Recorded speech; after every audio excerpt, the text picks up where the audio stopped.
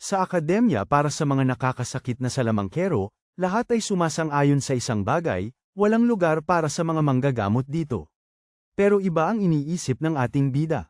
Si Will ang pinakamagaling na manggagamot, pero nagpatala pa rin siya sa akademiyang ito. Inaasahan ng lahat na babagsak siya. Isang guro pa nga ang nagpasyang patunayan ito sa pamamagitan ng isang kunwaring laban. Sa sandaling magsimula ang laban, gumamit ang guro ng mahika ng lupa para sana pigilan si Will, pero madali niyang naiwasan ang bawat atake, pinapataas ang kanyang bilis gamit ang mahika ng pagpapagaling. Muntik na siyang mahuli ng guro sa isang bitag na lupa, pero nakailag muli si Will. Pagkatapos, siya naman ang sumugod. Nilapitan niya ito at umatake gamit ang kanyang punyal.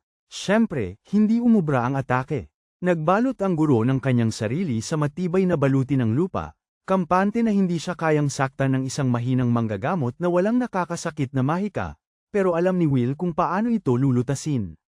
Sa mundong ito, karamihan sa mga mago ay naglilimita ng kanilang kapangyarihan dahil hindi kaya ng kanilang katawan ang kanilang buong lakas. Ang paglampas sa limitasyong yun ay nagdudulot ng pagkasira ng katawan, pero kung aalisin ni Will ang limitador na yun, kaya niyang pakawalan ang napakalakas na kapangyarihan kahit masira ang kanyang sariling katawan. At ayos lang yun sa kanya. Isa siyang tagapagpagaling. Si Will ay biglang tumakbo na may supercharge na kamao. Nagkapira-piraso ang kanyang mga braso habang tinatamaan ang earth armor ng guro.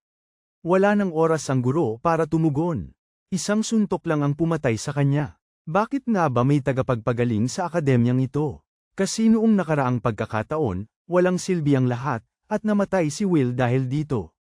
Ito ang nangyari noon. Akala mo na ang pagiging mahusay sa trabaho ay magdadala sa iyo ng respeto mula sa mga nakakataas sa iyo, di ba? Pero hindi yun ang kaso para sa aming kaibigan. Talagang nasaksak siya ng kanyang superior dahil sa napakahusay na trabaho. Si Will ay isang ordinaryong binatang lalaki na may pambihirang kakayahang magpagaling, isang kapangyarihang walang katulad na tanging siya lang ang nagtataglay sa buong mundo. Kaya niyang pagalingin kahit ang pinakamatinding sugat na parang napakadali. Nawala ang braso mo, walang problema. Kaya niya itong ibalik mula sa pinagputulan sa loob lang ng ilang segundo. Sa kasalukuyan, naglilingkod siya kasama ang mga huling natitirang sundalo sa mga harapan na nakikipaglaban sa hukbong demonyo na pinamumunuan ng mga demonyong Panginoon, ang mismong mga puwersang responsable sa pagwasak sa kaharian ng Grand Bald. Ang mga sundalo ay nakikipaglaban ng buong lakas, sinusubukang gawin ang lahat ng makakaya upang pigilan ang mga masasamang puwersa na sum-irona sa buong mundo. At ang ating binata, wala pa siyang karanasan sa labanan, kaya inatasan siyang pagalingin ang mga sugatan, halos ibalik sila mula sa bingit ng kamatayan. Pero sa totoo lang, walang laban ang mga mortal na ito laban sa nakakatakot na mga nilalang na nagmula sa kailaliman ng impyerno mismo. Kaya't ang mga sundalo ay laging bumabalik na kulang ang mga paa at kamay, at patuloy silang ginagamot ng ating binata ng buong sipag. Sa kalaunan, gayunpaman, ang mga sundalo ay napapagod na sa paulit-ulit na pakikipaglaban para lamang masugatan ulit. Tanggap na nila ang kanilang malupit na realidad. Sila ay luto na. Mas gusto pa nilang mamatay sa digmaan at tapusin na ang kalokohan na ito.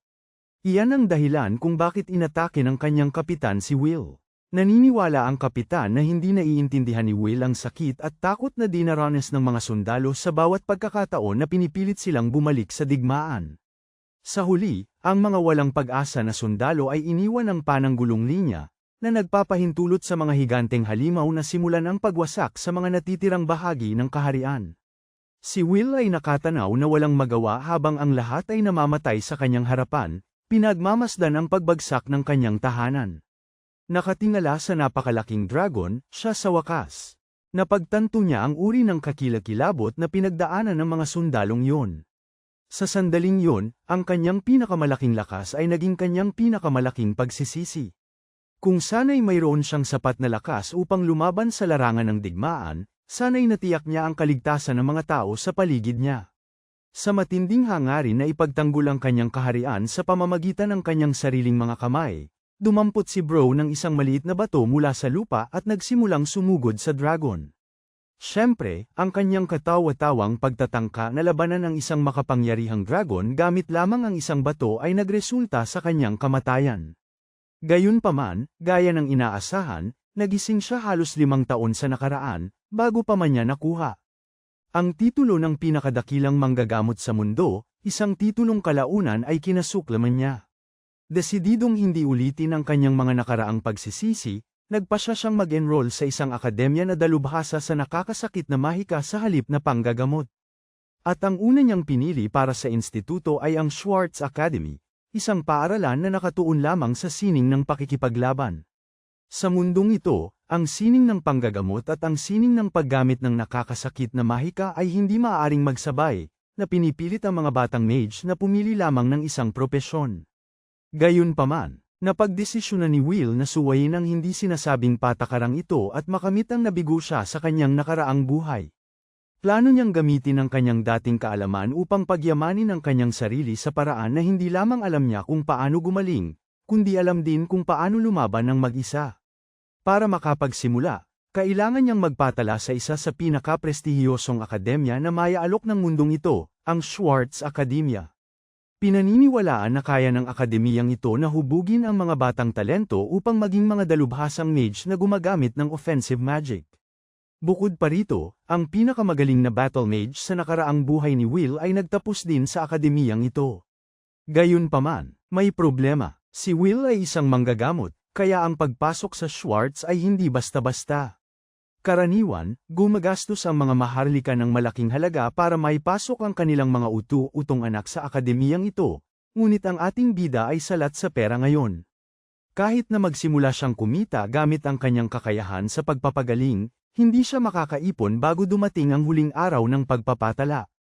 Habang iniisip niya ang kanyang kalagayan, pumasok ang kanyang kapatid na babae sa silid. Nang makita siyang buhay, napaluha siya. Napansin ang kanyang reaksyon, inakala nitong masakit ang kanyang tiyan kaya siya nagkakaganoon. Agad niyang pinunasan ang basang bahagi at nagkunwari, na sinasabing may nairita lamang sa kanyang mata. Sa loob, subalit, halos hindi niya maitagong saya sa pagkakita sa kanyang kapatid na buhay. Nangako siyang protektahan siya sa pagkakataong ito mula sa sakunang tumyupad sa kanyang buhay dati. At hindi lamang siya, siguraduhin din niyang protektahan ang lahat ng hindi niya nailigtas noon. Bigla, may pumasok na ideya sa kanyang isipan. Mukhang nakuha na niya ang susunod na hakbang. Pero bago tayo magpatuloy, narito ang kaunting konteksto tungkol sa Magic Academy Federation. Ito ay isang organisasyon na nangangasiwa sa lahat ng Magic Academies. Naninirahan sa kaharian, responsable sa paglalabas ng mga alituntunin at kurikulum para sa lahat ng edukasyong mahika. Sa panahong ito, ang tagapangulo ng federasyon ay siya ring punong guro ng Schwartz Academy. Ngunit sa hindi malamang kadahilanan, tuluyang huminto sa pagpansin sa federasyon ang tagapangulo. Di nagtagal, lumitaw ang dahilan. Ito ay dahil sa kanyang may sakit na apo na si Marie. Sa paraan, ang pangalan ng mapagmahal na lolong ito ay Arn Allen Goldgren, ang tagapangulo ng Magic Academy Federation at punong guro ng Schwartz Academy. Nangako ang matanda sa kanyang apo na hahanap siya ng isang mahusay na manggagamot. Mahikiro na makapagpapalaya sa kanya mula sa kanyang pagdurusa. Gayunpaman, sa nakaraang buhay ng ating lalaki, namatay ang kanyang apo dahil nabigo ang chairman na makahanap ng mahusay na mahikiro sa tamang oras. Kaya naman palihim na pumapasok ang ating lalaki sa silid ng apo ng chairman. Saktong hindi na kailangang magpakilala pa ang ating lalaki sa chairman na naroroon na. Alam na ng matanda ang tungkol sa estudyanteng iskolar na nagmula sa Heilig. Isa pa, kilala si Will sa buong kaharian dahil sa pambihirang talento niya sa panggagamot. Kaya naman ang chairman, natagpuan itong hindi angkop para sa isang tulad ng aming batang lalaki na magtago-tago na parang magnanakaw. Sa loob-loob ni Will, inaamin niyang tama ito. Marahil kung hindi dahil sa kanyang mga karanasan sa nakaraan, hindi siya magtatangkang pumasok sa personal na espasyo ng iba. Pero sa kabilang banda, ang mga formalidad ay isang luho na hindi nila kayang bayaran sa ngayon. Kailangan niyang pumasok sapagkat siya lamang ang makapagpapagaling sa kanya. Siyempre, alam ng matanda na walang bagay na libre at nais niyang maging malinaw ang intensyon ng batang ito. Ipinipilit ni Will na mahalaga ang oras. Ang kanyang paggamot ay nangangailangan ng nauuna kaysa sa negosasyon. Sa huli, ibinibigay ng matanda ang pahintulot na kailangan ng ating bata. Nauupo siya sa tabi ng kama, handang gamutin ang kanyang karamdaman. Ngunit nakukuha ng matinding titig ng matanda ang kanyang atensyon, tumatagos sa kaluluwa ng ating bata. Halos ipinapalam na ng chairman na isang maling galaw lang at tapos na ang ating bata. Kaya, humihinga ng malalim si Will, handang hindi magkamali, at sinisimulan ang kanyang panggagamot. Habang nagbibigay siya ng kanyang panggagamot, napagtanto niya na lumiit ang kanyang mana pool kumpara sa nakaraan niyang buhay. Ngunit ang mas mahalaga ay ang perpektong pagganap ng panggagamot. Mga formula na sa kabutihang palad ay natatandaan niya ng napakalinaw. Maya-maya, sa wakas ay dumilat ang apo. Ang unang napansin niya ay ang nakabibighaning prinsipe na nagligtas sa kanya mula sa isang sitwasyong pagitan ng buhay at kamatayan. Labis siyang nagulat at gumulong sa kabilang banda dahil sa hiya. Samantala, hindi pa rin makapaniwala si Lolo na ang kanyang apo ay talagang nakabalik mula sa pagkakahimbing. Kinumpirma ng dalaga ang kanyang pagbabalik. Sinabi pa niya na hindi niya nadama ang ganito kabuti sa loob ng maraming taon. Ang mga mata ng mapagmahal na lolo ay napuno ng luha ng kagalakan. Ang mga alalahanin na bumibigat, na matagal nang pumipigil sa kanya ay sa wakas natanggal na, at lahat ito ay dahil sa ating bata. Ilang sandali pa, naupo ang dalawang lalaki sa sala. Matapos magpasalamat ng nararapat, handa ang matanda na ipagkaloob ang anumang hiling na tinatago ng ating bata. Tinitiyak ni Will sa kanya na hindi siya hihingi ng anumang kalokohan. Ang kanyang hiling ay nasa loob ng kapangyarihan ng chairman. Sa puntong ito, alam na ng lahat na walang kapantay si Will pagdating sa panggagamot gamit ang mahika. Nakaupo siya sa tuktok, at wala na siyang puwang para sa paglago. Kaya naman gusto niyang tuklasin ang ibang kasanayan. Gusto niyang mag-enroll sa Schwartz Academy. Siyempre, para sa matanda, ito'y kakatwa. Ang talikuran ng isang tao ang kanyang likas na kakayahan para tuklasin ang isang bagay na lubos na bago ay tila kakaiba. Ngunit dahil nangako na ang matanda, tutuperin niya ito. Kinakamayan niya ang binata, nangangakong tutuperin ang kanyang bahagi ng kasunduan. Sa isang lugar sa akademya, isang guro na tila may nakakalasong ugali ang nagre-repaso sa profile ng pagpapatala ng ating binata. Para sa kanya, ang ginawa ng chairman ay sadyang matapang, na ipasok ang isang healing mage na walang anumang kasanayan sa pag-atake sa isang paaralan ng labanan. Sa wakas, dumating ang araw ng seremonya ng pagpasok. Dumating at ang bagong pasukan ay nagtipon-tipon sa bulwagan ng asambleya ng akademya. Nandoon sa pedestal ang tagapangulo upang ipakita at takpan ang kanyang institusyon. Ang Schwartz Academy ay isang ganap na residential na paaralan na nag-specialize sa nakatutok na mahika na may sarili nitong natatanging kurikulum. Ang malawak na campus ay naglalaman ng maraming training grounds, at lalo pang pinabuti ng mga advanced research facilities at isang napakalaking aklatan, na nagpapalutang dito. Ang mga makapangyarihang nagtapos ay aktibo kahit higit pa sa akademya, na nagiging posible ang pagtanggap ng iba't ibang anyo ng suporta mula sa kaharian. Kung ibubuod ko, walang ibang institusyon na nagbibigay ng ganitong uri ng kapaligiran para pag-aralan ang mga kasalimuutan ng nakakasakit na mahika. Huwag nating kalimutan na ang ating binata ay isa lamang manggagamot na nag-e-enroll sa akademiyang ito, na hindi pa nangyayari hanggang ngayon. Kaya, hindi na kailangang sabihin na ang kanyang tatahakin ay puno ng pagsubok. Ngunit handa ang kaibigan ko na harapin ang anumang nasa unahan, basta't maging ganap siyang nakakasakit na salamangkero na gusto niya. Gayunpaman, ang realidad ay madalas na malayo sa inaasahan. Ang unang klase pagkatapos ng seremonya ng pagpasok ay nagaganap, at si Will ay makikitang labis na kinakabahan. Siya ay dapat tamaan ng isang target gamit ang isang mahika ng apoy. Sa paano man, nagawa niyang buhayin ng isang mahika ng apoy, pero bigla itong nawala paglitaw nito. At hindi ito ang unang pagkakataon na nangyari ito. Ang masaklap pa, ang kanyang guro ay isang walang kwentang tao na sinusubukang takutin ang bata sa pamamagitan ng paggamit ng kanyang kahinaan.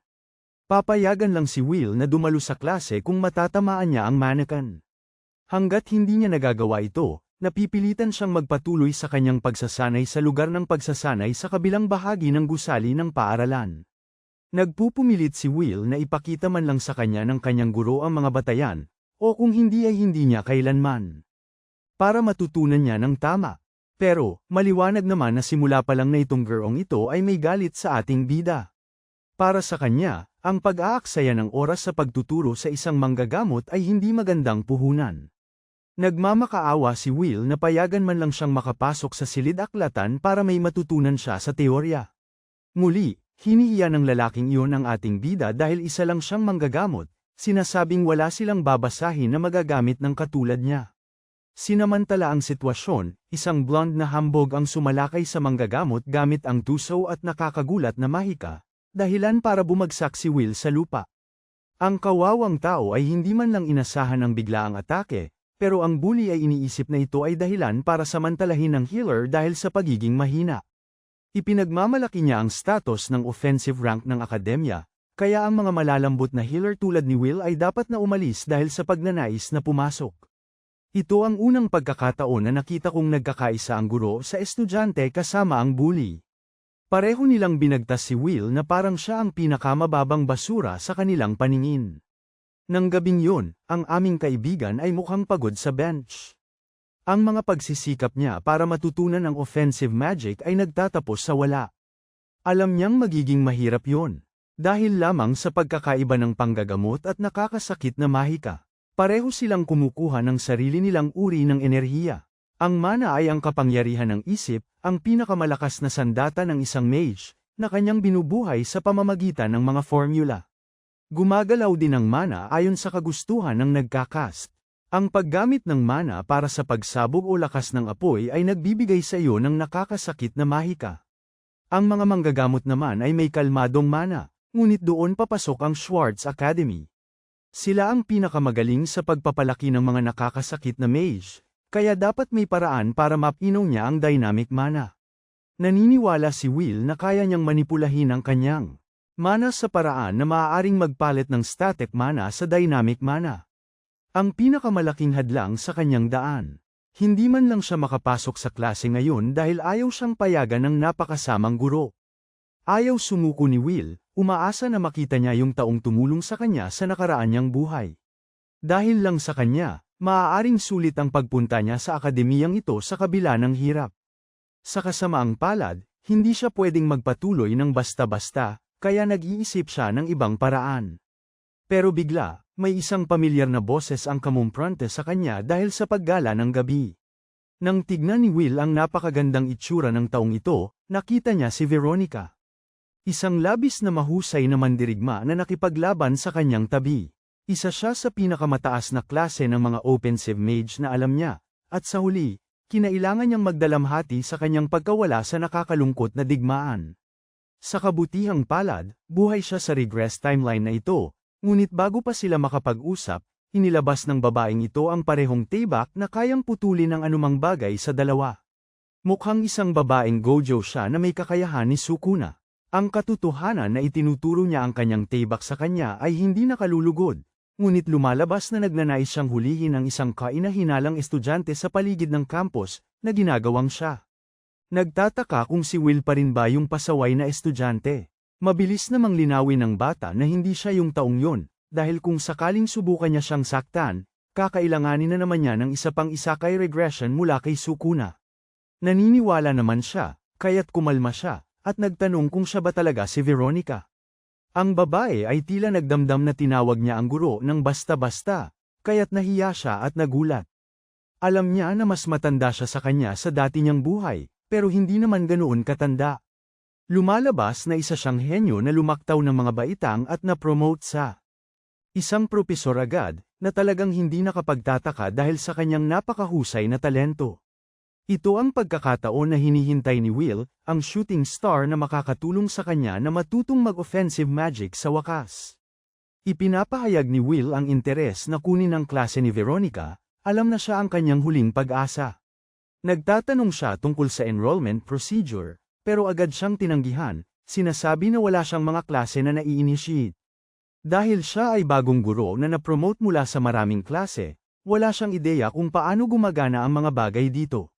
Para sa taong ito, ang kasalukuyang posisyon ni Veronica ay magsilbi bilang assistant instructor para sagutin ang ilang katanungan. Ang plano ay gamitin ang kanyang batang isip para mas mapalapit sa mga estudyanteng kaedad niya, na magiging malaking tulong sa kanila. Pero, ang gumugulo sa kanya ay kung bakit walang gustong lumapit sa kanya para magpakonsulta. Well, alam ng ating bida kung bakit ito dahil nagiging marahas ang babaeng ito sa kaunting abala. Pero sa pananaw niya, ito ay isang magandang oportunidad para mapagsamantalahan niya si Veronica. Hindi niya na kailangang pumasok pa sa mga klase nito. At maaari lang siyang gamitin upang turuan siya ng pribado. Kaya tinanong niya ito, alam niyang tungkulin niyang sumagot. Agad-agad, nagtanong ang lalaking ito kung paano niya dapat lapitan ang pag-aaral ng Opens Ibong Mahika bilang isang manggagamot. Sa kanyang mga salita, agad na pagtanto ni Veronica na hindi siya ordinaryong estudyante, dahil ramdam niya ang kakaibang komposisyon ng kanyang mana flow. Naalala niya ngayon na ang lalaking ito ay ang kilalang freshman na sumali sa Schwartz Academy. Sa lahat ng kanyang mga taon, inamin pa niya na hindi pa siya nakakita ng isang regular na manggagamot na sumusubok na matuto ng Opens Ibong Mahika. Ang maganda sa Schwartz ay nag-aalok ang academy ng isang paraan para linangin ang isang bagay na tinatawag na dynamic mana. Isa itong pundasyon na pinaniniwalaan ng ating bida na magsisilbing perpektong simula para sa kanya. At nang kumpirmahin ni Veronica ang pag-iral nito, tuwang-tuwa si Will, iniisip na may pag-asa. Isang maliit na problema, sinabi agad sa kanya ng babaeng ito na hindi niya matutunan ang offensive magic kahit pagamit ang paraang yon. Ang revelasyong ito ay talagang ikinagulat ng ating bida, lalo na nang ipaliwanag ni Veronica na meron na siyang sobrang static mana. Ibig sabihin nito na kahit maglinang siya ng dynamic mana mula sa simula, karamihan nito ay magiging static mana din. At maglaho na lang sa mana na walang hugis. At kung susubukan niyang linangin ang dinamikong mana gamit ang ibang paraan, ang paghahalo ng dalawang uri ng mana ay magiging imposible para sa kanya na gumamit ng kahit anong uri ng Opens Ibong Mahika. Mukhang madilim ang sitwasyon, umalis si Bro at nagpalit ng akademya, pero natanto niya na talagang walang paraan para sa isang ordinaryong manggagamot na matuto ng Opens Ibong Mahika. Nagsisimula ng magsisi si Will na hindi siya nakatanggap ng manual noong ibinalik siya sa nakaraan ni Truck-kun. Pero, ayaw niyang sumuko, kahit na mga hulugan pa nitong maging Einstein siya ng kanyang henerasyon para makaimbento ng bagong paraan. Iniisip na ang assistant professor, aalis na sana siya nang biglang pigilan siya ni Veronica para tapusin ang punto niya. Ipinagpatuloy niya ang kanina, sinasabing totoo man na hindi kayang gumamit ng nakakasakit na mahika ang mga manggagamot, may isang kondisyon na pwedeng magpahintulot sa isang manggagamot na maging isang nakakasakit na mage. Gulat na gulat ang lalaki dahil kahit siya ay hindi maintindihan ang loika na yon. Ipinakita ni Veronica ang kanyang punto sa pamamagitan ng pagbubunyag ng kanyang espesyal na taybak na gawa sa bakal, isang sandata na kayang sumugod at talunin ang mga kalaban. Pagkatapos ay pinag-usapan niya ang tungkol sa bangko sa tabi nila, na gawa sa kahoy, na pwedeng gamitin para sa naupo rito. Sa ibang salita, sinasabi ng professor na may makinis na utak na ang tubig ay basa at ang sahig ay gawa sa sahig. Pero narito ang twist, itinataas niya ang bench at ipinaliwanag na kahit na ginamit niya ito para bugbugin ang isang tao, ito ay magiging armas pa rin. Nakakatawa, nagsisimula ng mag-wonder si Will kung paano nabubuhat ng muscle mommy na ito ang ganoong kabigat na bench gamit ang mga braso niyang parang pansit. Gayunpaman, ang pamamaraan ni Veronica ay kahit na ang isang bagay ay ginawa para sa ibang layunin, maaari mo itong gamitin ayon sa gusto mo. Para gawing personalized ang kanyang punto, nagpakita siya sa pamamagitan ng kanyang kamay. At pinapahiran ang kanyang mukha, kaya't ang lalaking ito ay namumula. Ito ay isang panaginip na matamis para sa karamihan ng mga lalaki, hanggang sa bigla na lamang niyang pinahiran ng dumi ang kanyang mukha. Ipinapaliwanag kung paano niya ginamit ang kanyang kamay para sa dalawang layunin. Nasaktan niya siya ng medyo malakas, pero gayunpaman, nananatili pa rin ang punto. Parehong bagay, pero iba ang gamit. Sa wakas, dumilat si Will. Nagsimula siyang mag-isip kung magagamit niya ang kanyang mahika ng pagpapagaling para sa opensa. Sa lahat ng oras na ito, hindi niya man lang naisip ang ideya. Ang mismong dahilan kung bakit hindi magkasundo ang dalawang panig ng mga salamangkero ay dahil sa pagkakaiba na nasa kanilang sariling anyo ng mana. Ngunit sa paningin ni Veronica, iba ang batang ito. Sa tingin niya ay malaking hakbang na ang pagpasok niya sa isang akademya ng Opens Ibong Mahika, at maging ang kanyang mana ay nagpapahiwatig na hindi lamang siya purong manggagamot. Ito ay isang obserbasyon na hindi napansin ni Will mismo. Kaya nagtataka siya kung ito ba ay isa sa mga kakayahang ibinigay sa kanya ni Truck-kun. Itinutok ang kanyang talon sa kanyang leeg, iniutos niya sa kanya na magising at pag-alabin ang agresibong pagkahilig sa kanyang kaluluwa. Kung gagawin niya yon, hindi siya mapipigilan at wawasakin niya ang sinumang humadlang sa kanyang daan. Dumating ang sumunod na araw. Kasama ang aming batang nag-iisip tungkol sa usapan ng guro niya kahapon. Gumamit siya ng maraming iba't ibang halimbawa para ipakita ang kanyang punto, at ang talagang nakakagulat sa kanya ay kung bakit tila wala siyang anumang pagsusuri laban sa mga karaniwang manggagamot. Tapos may katotohanan na nakaisip siya ng teorya sa lugar na may kabuluhan. Nagsisimula ng isipin ni Will na ginagamit din niya ang parehong pamamaraan, ngunit naputol ang kanyang pag-iisip nang may isang tagapagturo na bastos na tinawag siyang manggagamot. Ang klase ngayon ay talagang espesyal, dahil magkakaroon ng maraming one-on-one na laban. Siya ay may kakayahan ng pagsali kasama ng iba. Siyempre, kung kaya niyang gumamit ng nakakasakit na mahika o hindi, problema na niya yun. Pinal na rin ng teacher na walang hiya ang mga pares, at walang duda, pinagtapat ng lalaking ito ang bata natin laban kay Alpes, yung blonde na mayabang nung isang araw. Hindi excited ang bata natin sa laban na ito laban kay Alpes dahil ang batang yun ay galing sa isang sikat na akademya ng Maharlika at may lahat ng suporta. Spoiled brat siya, pero higit pa doon, isa talaga siyang malakas na mage sa opensa. Akala na ni Alpes na panalo na siya at binabastos ang bata natin, nagtataka kung tatakbo siya pabalik sa si nanay matapos mapagod ng husto. Ang ating lalaki ay sinusubukang gawin ang lahat para hindi magalit sa kahangalan ng taong ito. Kahit nagaling siya sa hinaharap at alam niyang kalaban niya ay bata, naiinis pa rin siya.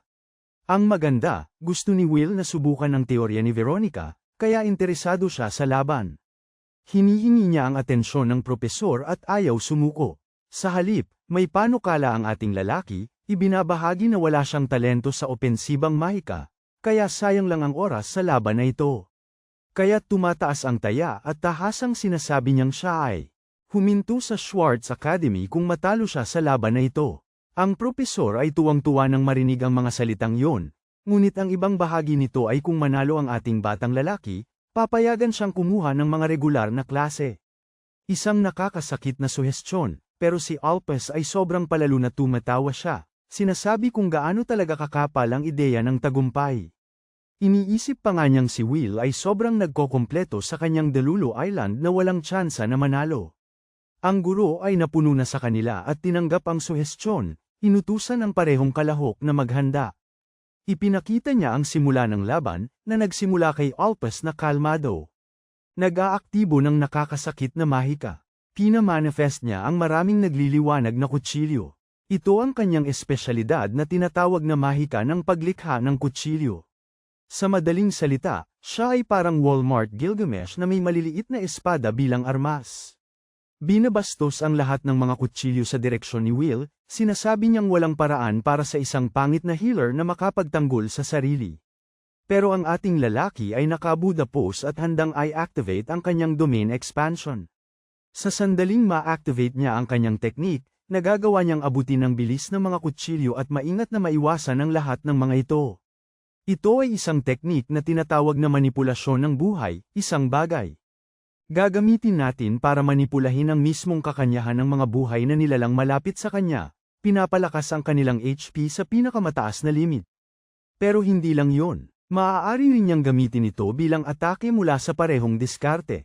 Si Alpes ay nagpanik at tinawag itong isang walang kwentang swerte. Pero ang mga bata natin ay nag-aalaga sa aura sa parehong posisyon.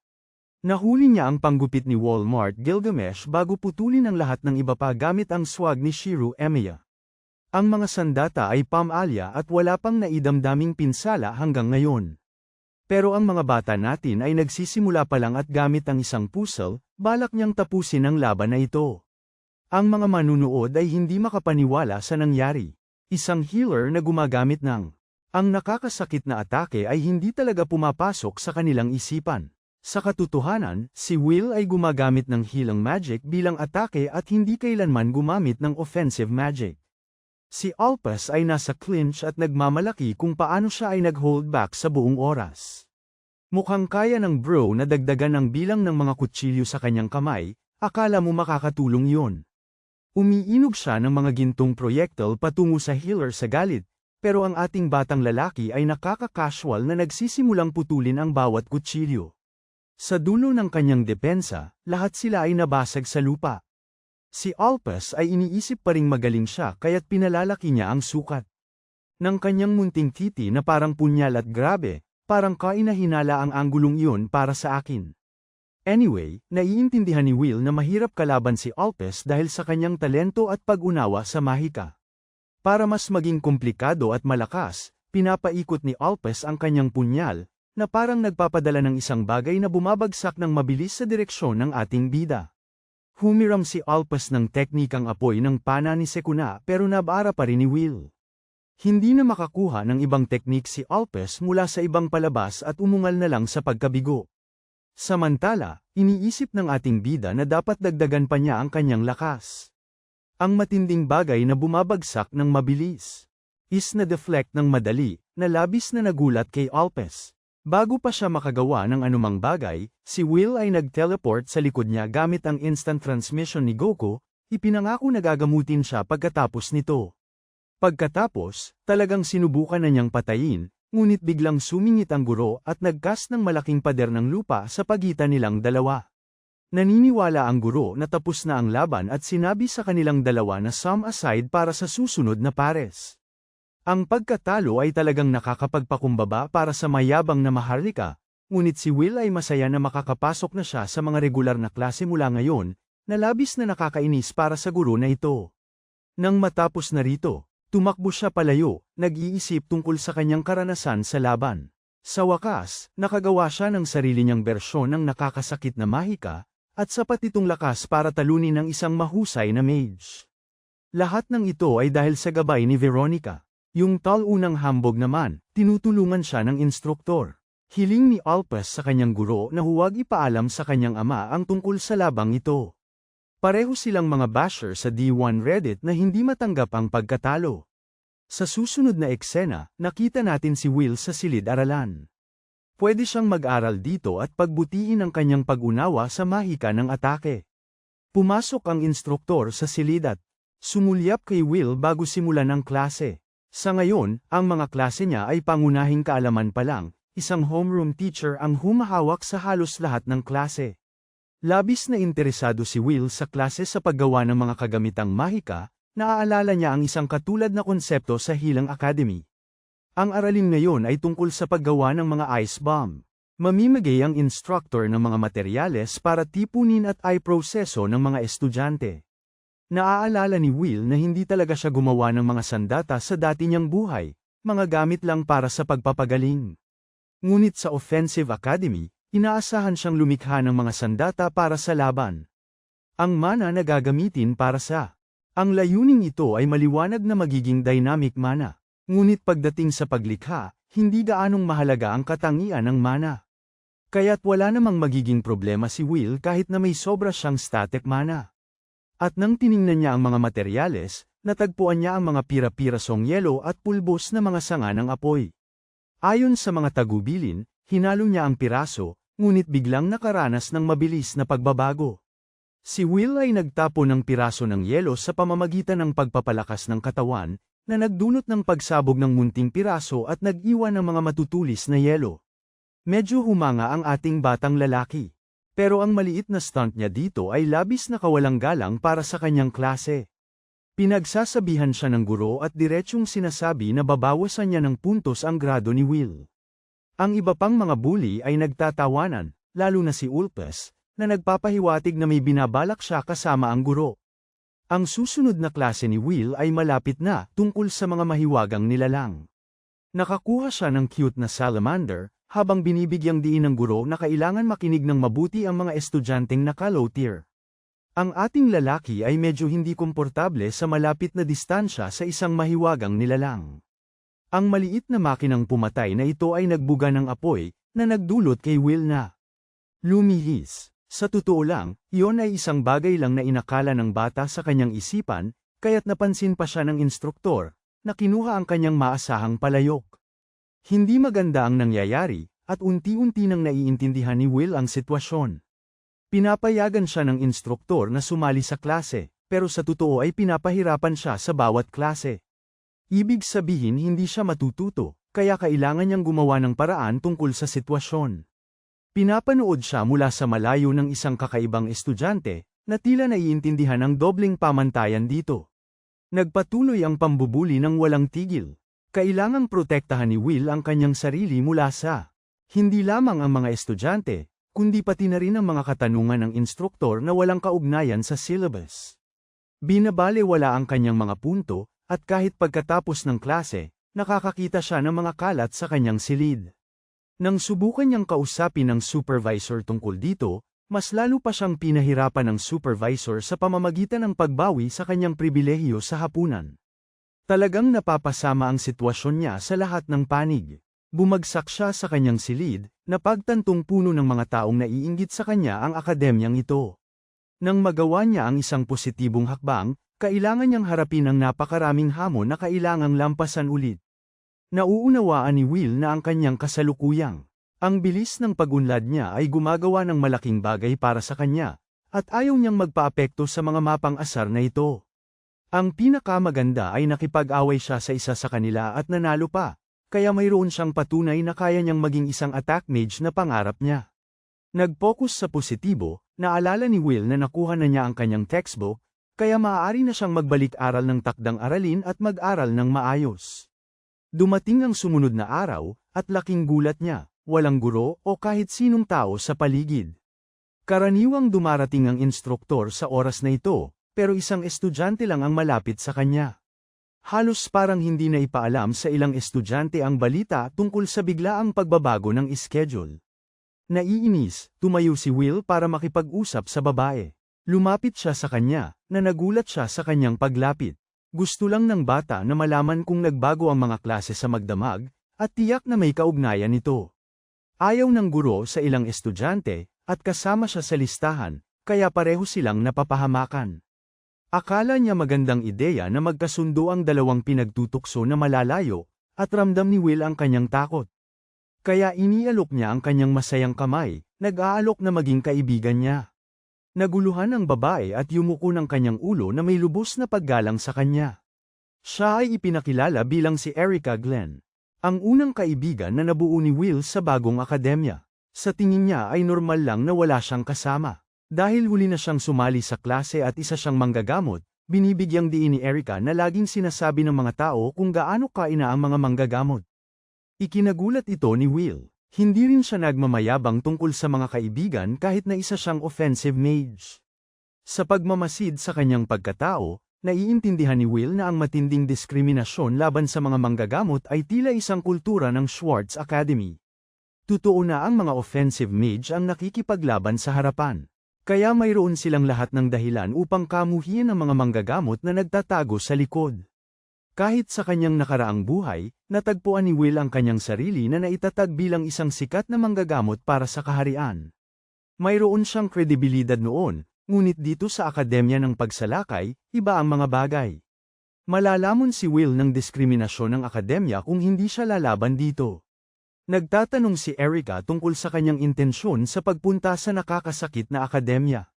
Inaayos ang kanyang mga iniisip, tumugon si Will na tumatanggi siyang tanggapin ang kanyang realidad bilang isang ipinanganak na manggagamot at nagbabalak sumali sa mga nasa unahan. Ang kanyang dahilan ay nagpagulat sa kanya, pero nilinaw ni Will na may mga personal na dahilan siyang nakasuporta sa kanya. Tungkol sa intensyon ni Erica, mukhang siya ay nagmula sa isang maliit na marangal na pamilya sa kanayunan. Dahil walang mga anak na lalaki sa kanilang pamilya, inisip ng mga magulang na matatapos na ang kanilang lahi. Upang kontrolin ang sitwasyon, naisip niyang ang pagiging isang makapangyarihang attack mage ay makakatulong sa kanya na maging pinuno ng pamilya sa pamamagitan ng katayuan lamang. Isang nauunawaan na layunin sa paningin ni Will, pero ang problema ni Erica ay wala siyang kahit katiting na talento para sa mahika. Wala rin siyang mga kaibigan at binubuli din sa klase. Sa kabutihang palad, masaya siyang nakagawa ng kaibigan sa ating bata, tinatawag siyang walang ambisyon na magbibigay sa kanya ng kal-iwan kahit na mababa ang kanyang mga grado. Sinasalanta si Bro sa lahat ng dako, pero nagbibiro lang siya. Anyway, pinapaalala niya sa kanya na ang mga inaasahan ni Erica ay matutugunan sa lalong madaling panahon. Nang hindi masyadong nagpapaliwanag, dinala siya ni Will sa ibang silid-aralan kung saan ito talaga nagaganap ang klase. Nakahanap ang dalawa ng daan papunta sa totoong klase, pero ang inaasahang guro ay isinasaalang-alang silang late. Humingi ng paumanhin si Will dahil sa hindi pag-alam sa biglaang pagbabago ng schedule ng klase, pero itong tanga. May itaas ang nakatagong galit at hindi sila pinapatawad. Para parusahan si Will, nagpasya siyang tanungin siya ng isa pang tanong. Masamang balita ito. Alam na ni Erica na hindi nakadalo ang ating batang lalaki sa karamihan ng mga nakaraang klase, na ibig sabihin ay wala siyang alam. Tumingin sa pisara, unti-unting sinisiraan ni Will ang problema sa kanyang isipan, habang binibigyang diin ng guro na may mga puntos na mababawas kung hindi siya makasasagot ng tama. Patuloy na pinagtatawanan ni Ulpas si Will, alam na malapit na siyang mab-aigo, pero ang ating batang lalaki ay sobrang nakatutok kaya kinuha niya ang chalk at nagsimulang sumulat ng mabilis. Bawat salita ay nakahuli ng atensyon ng klase. Kahit si Ulpas ay iniisip na ito ay simpleng pagyayabang. Sa totoo lang, nalaman ni Will ang tamang pagkakaayos, na nagbibigay liwanag sa magic circle sa board. Nakuha niya ang inaasahan ng lahat, pinatahimik ang buong silid, kasama na ang kanyang masamang guro. Napilitan ang guro na aminin na ito ang tamang sagot. Nakakabighani kay Ulpas at kahit kay Erica, walang paraan na nagawa ng bagong estudyante na ID code ang sagot kahit na na-miss lahat ng kanyang klase. Kaagad pagkatapos ng nakakainis na klase, gustong malaman ni Erica kung paano niya nagawang sagutin ang tanong na yon. Ipinaliwanag ni Will na madali lang pala itong sagutin, dahil natutunan niya ito sa textbook. Nabasa na niya ang textbook kaya alam na niya ang aasahan. Ang labis na ikinagulat niya ay kinain ng lalaking ito ang buong libro sa isang gabing walang tulugan. Unang beses pa lang itong binasa ni Will at natapos niya agad ang libro, na sinasabing isa ito sa pinakamagagandang libro tungkol sa nakakasakit na mahika. May binanggit na pangunahing at mas advanced na gamit. Lahat ay nasaklo ng may matinding detalye. Kaya niyang pag-aralan ng lahat ng ito ng mag-isa, pero kung wala pagkakaroon ng kaunting unawa sa mahika, ang pagbabasa ng teksto ay isang pagsubok. Ang maganda kay Will ay palagi siyang mahusay sa mga teoretikal na pag-aaral, kaya nakakayanan niya ito ng hindi gaanong nahihirapan. Natutunan niya ang lahat tungkol sa nakakasakit na mahika sa isang gabi, binabasa ito na parang isang nobela. Habang siya ay naaaliw, si Erica naman ay kinikilabutan. Ang librong natapos niyang basahin ay ang bugiman ng kanilang akademya, isang bagay na hindi maaaring isali ng walang gabay ng guro. Nagsisimula na siyang magsisi sa kanyang unang akala na tawagin siyang bigo at napagtanto na siya ang kulelat. Malapit, ayaw ng babae na iwanan siya nito sa pinakamababang antas, habang sinisiguro naman ng lalaki na tuturuan niya ito sa anumang bagay na nahihirapan siya. Tutal, magkaibigan sila mula sa parehong klase. Napangiti si Erica dahil natuwa siyang tutulungan siya nito.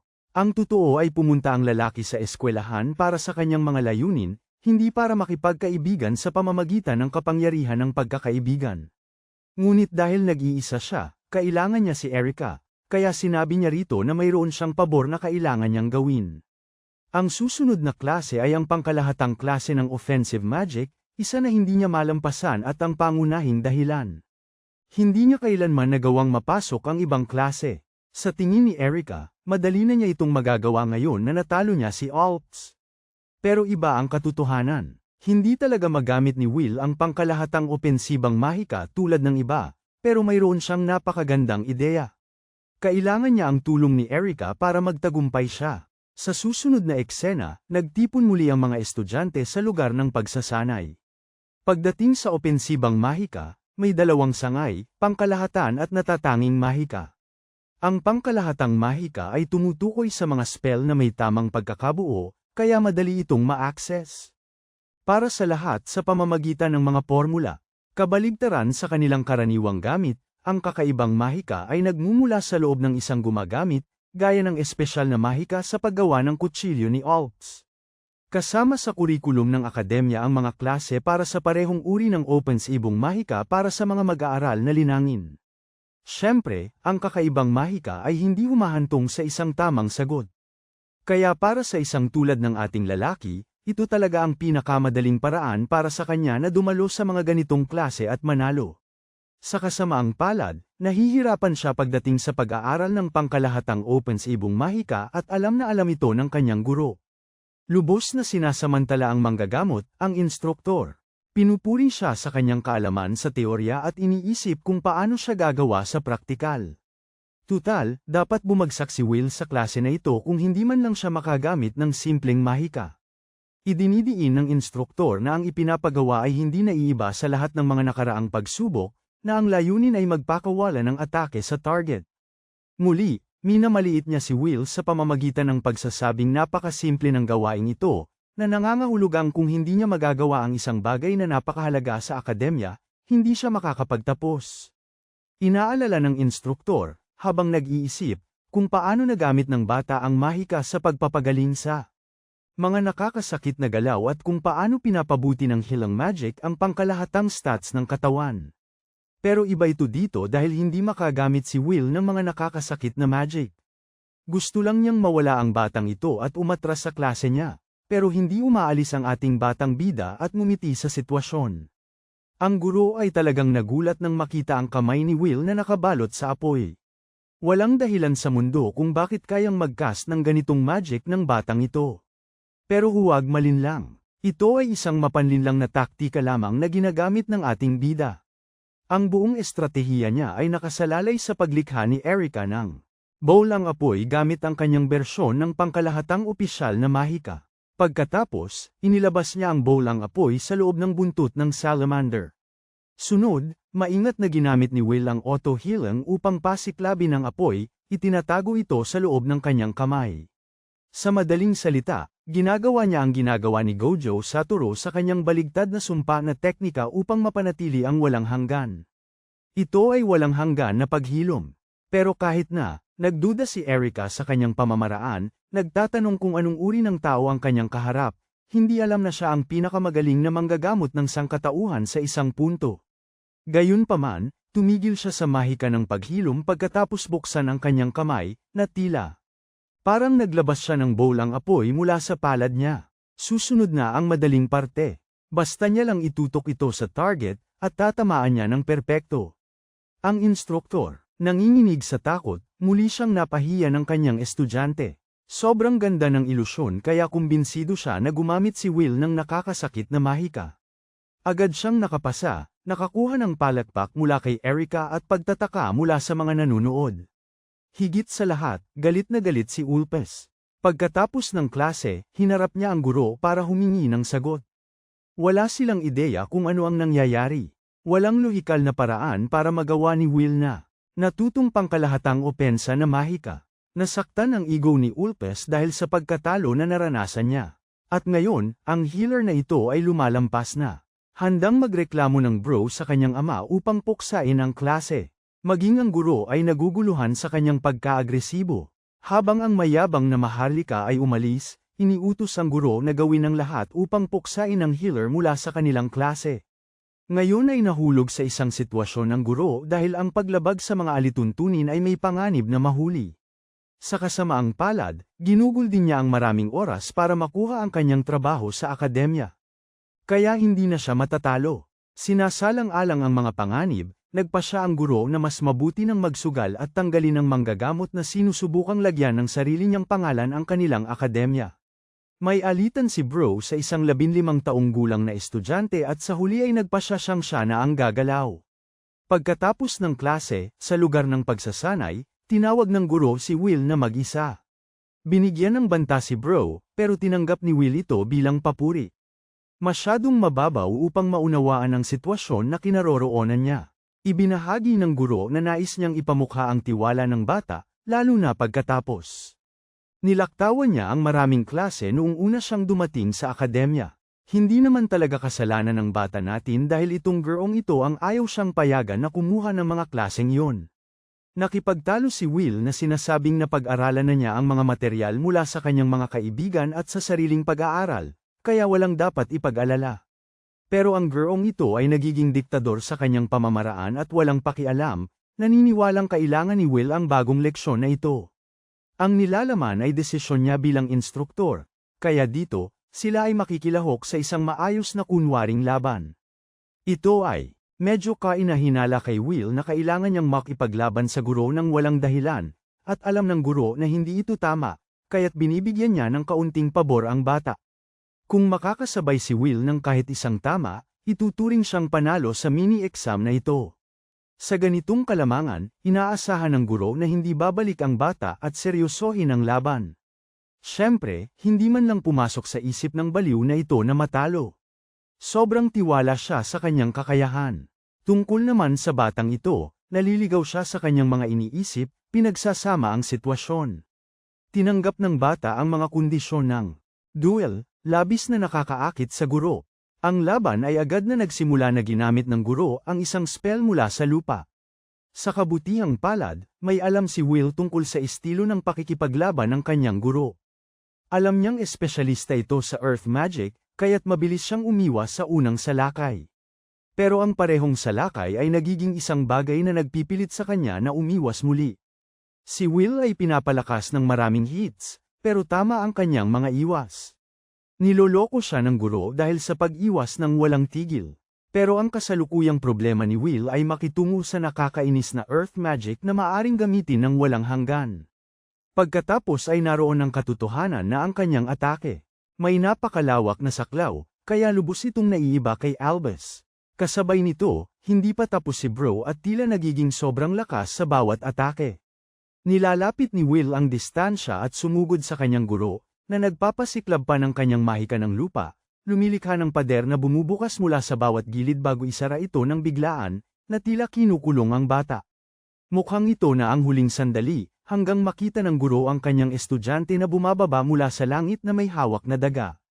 Ito na ang kanyang pagkakataon. Kaya sinaksak ni Will ang daga, na sumisira sa kanyang ulo ng guro. Sa kasamaang palad, ang lalaking ito ay nag-ukit ng matibay na baluti, harang sa tama. Sa puwersahang paraan, iniiwasan ng estudyante ang susunod na atake ng guro, muling lumilikha ng distansya. Itong maliit na ahas ay tinatawag ang kanyang estudyante na nakahihiya at inilabas ang kanyang makapangyarihang baluting bakal. Kahit si Will ay iniisip na ang pangalang yun ay nakakahiya, habang pinagtatawanan siya ng kanyang guro sa paggamit ng imitasyon ng pangkalahatang mahika ng atake. Binabawasan siya, pinapahiya at iniiwasan ang kumpiyansa ng estudyante sa kahit anong ideya na maging isang mage ng atake. Gayunpaman, ang mapagpakumbabang estudyante ay may kumpiyansa na nagpapaalala sa guro na ang mahika ng pagpapagaling ay nagpahintulot sa kanya na pag-aralan ang katawan ng tao sa napakalaking detalye. Sa ganitong paraan, naiintindihan niya na karamihan sa mga tao ay pinipigilan ang kanilang lakas para hindi makapatay. Ang mismong katawan nila ay hindi kayang tiisin ang kanilang buong lakas, at ang paglampas sa limitasyong iyon ay magiging sanhi ng pagkasira ng kanilang katawan. Ang tagapagturo ay itinuturing itong isang insulto, dahil sinusubukan si Will na turuan siya na nagmamagaling, ngunit ang punto ng bata ay talagang simple. Kung mayroong makapag-aalis ng limitasyon ng katawan ng tao, maaari nilang ilabas ang napakalaking kapangyarihan sa halaga ng pagkasira ng kanilang katawan. Ngunit ang maganda para kay Will ay isa siyang manggagamot. Kaya gagawin na niya ang isang Zuko Midoriya. Okay lang sa kanya na mawasak ang mga braso niya sa proseso. Ang determinasyon ng bata ay nakakagulat sa instruktor, habang kalmado siyang lumalapit sa kanyang guro, na nag-aakalang walang epekto ang kanyang kagamitan. Inihahanda ni Deku ang kanyang Texas Smash, ay shit teka, ibang storya na naman. Sumigaw ang kanyang guro nang wasaki ni Will ang kanyang kagamitan gamit ang kanyang kamao. Hindi lang nabasag ng Bro ang kagamitan, iniwan niyang mas bagbog ang mukha niya kaysa kay Jake Paul sa laban niya kay Anthony Joshua. Pinapaalalahanan ni Will ang mahal na instruktor na huwag basta magdesisyon sa isang estudyante. Tadhana, at nakadarama ng init sa pag-alala sa muling paggabay ni Veronica. Siya lamang ang dahilan kung bakit niya natulungang ilabas ang napakalakas na kapangyarihan mula sa mahika ng pagpapagaling na mayroon na siya. Alam ni Will na maaari siyang maging mas malakas, ngunit habang siya ay nag-iisip, sumusugod ang instruktor at inaatake siya gamit ang isa pang haligi ng lupa. Sa kabutihang palad, nakakaiwas siya, ngunit hindi sapat yun para mapawi ang matinding galit ng lalaki. Hindi inaasahan ni Will na aatakihin siya ng biglaan, lalo na't nakapasa na siya sa kondisyon ng pagsubok. Ang instruktor ay nagsasabi ng kung ano-ano pa, na nagsasabing, Walang mga saksi para kumpirmahin ang ganitong bagay, na nangangahulugang technically hindi siya tinamaan ng healer. Tumanggi siyang kilalanin ang kanyang pagkatalo sa kamay ng abalang healer, at nagbaha ng higit pang earth spells laban sa aming batang lalaki. Nagsisimula ng mapagod si Will sa asal na ito ni Sato kaiba na ako ang mga patakaran, pero dahil sa naalis na niya ang kanyang mga limiters, makakagalaw siya sa bilis ng rocket at muling malalampasan siya. Hindi man lang makaproseso ang guro sa biglang pagsulong ni Will, habang nag-charge ang bata ng kanyang mabigat na kamao, handa na siyang gibain siya sa pangalawang pagkakataon. Kahit ang kanyang kababawan, ang armor ay lilito sa tamang panahon upang iligtas siya mula sa nakabibinging suntok na ito.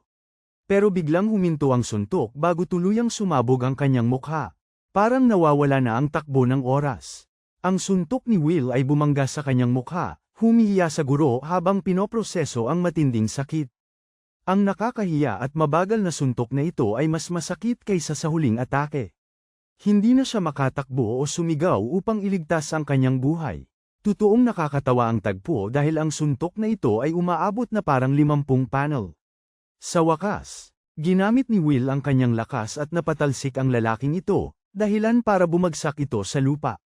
Sa lahat ng oras na ito, gumamit ang manggagamot ng isa pa sa kanyang mga paraan ng panggagamot.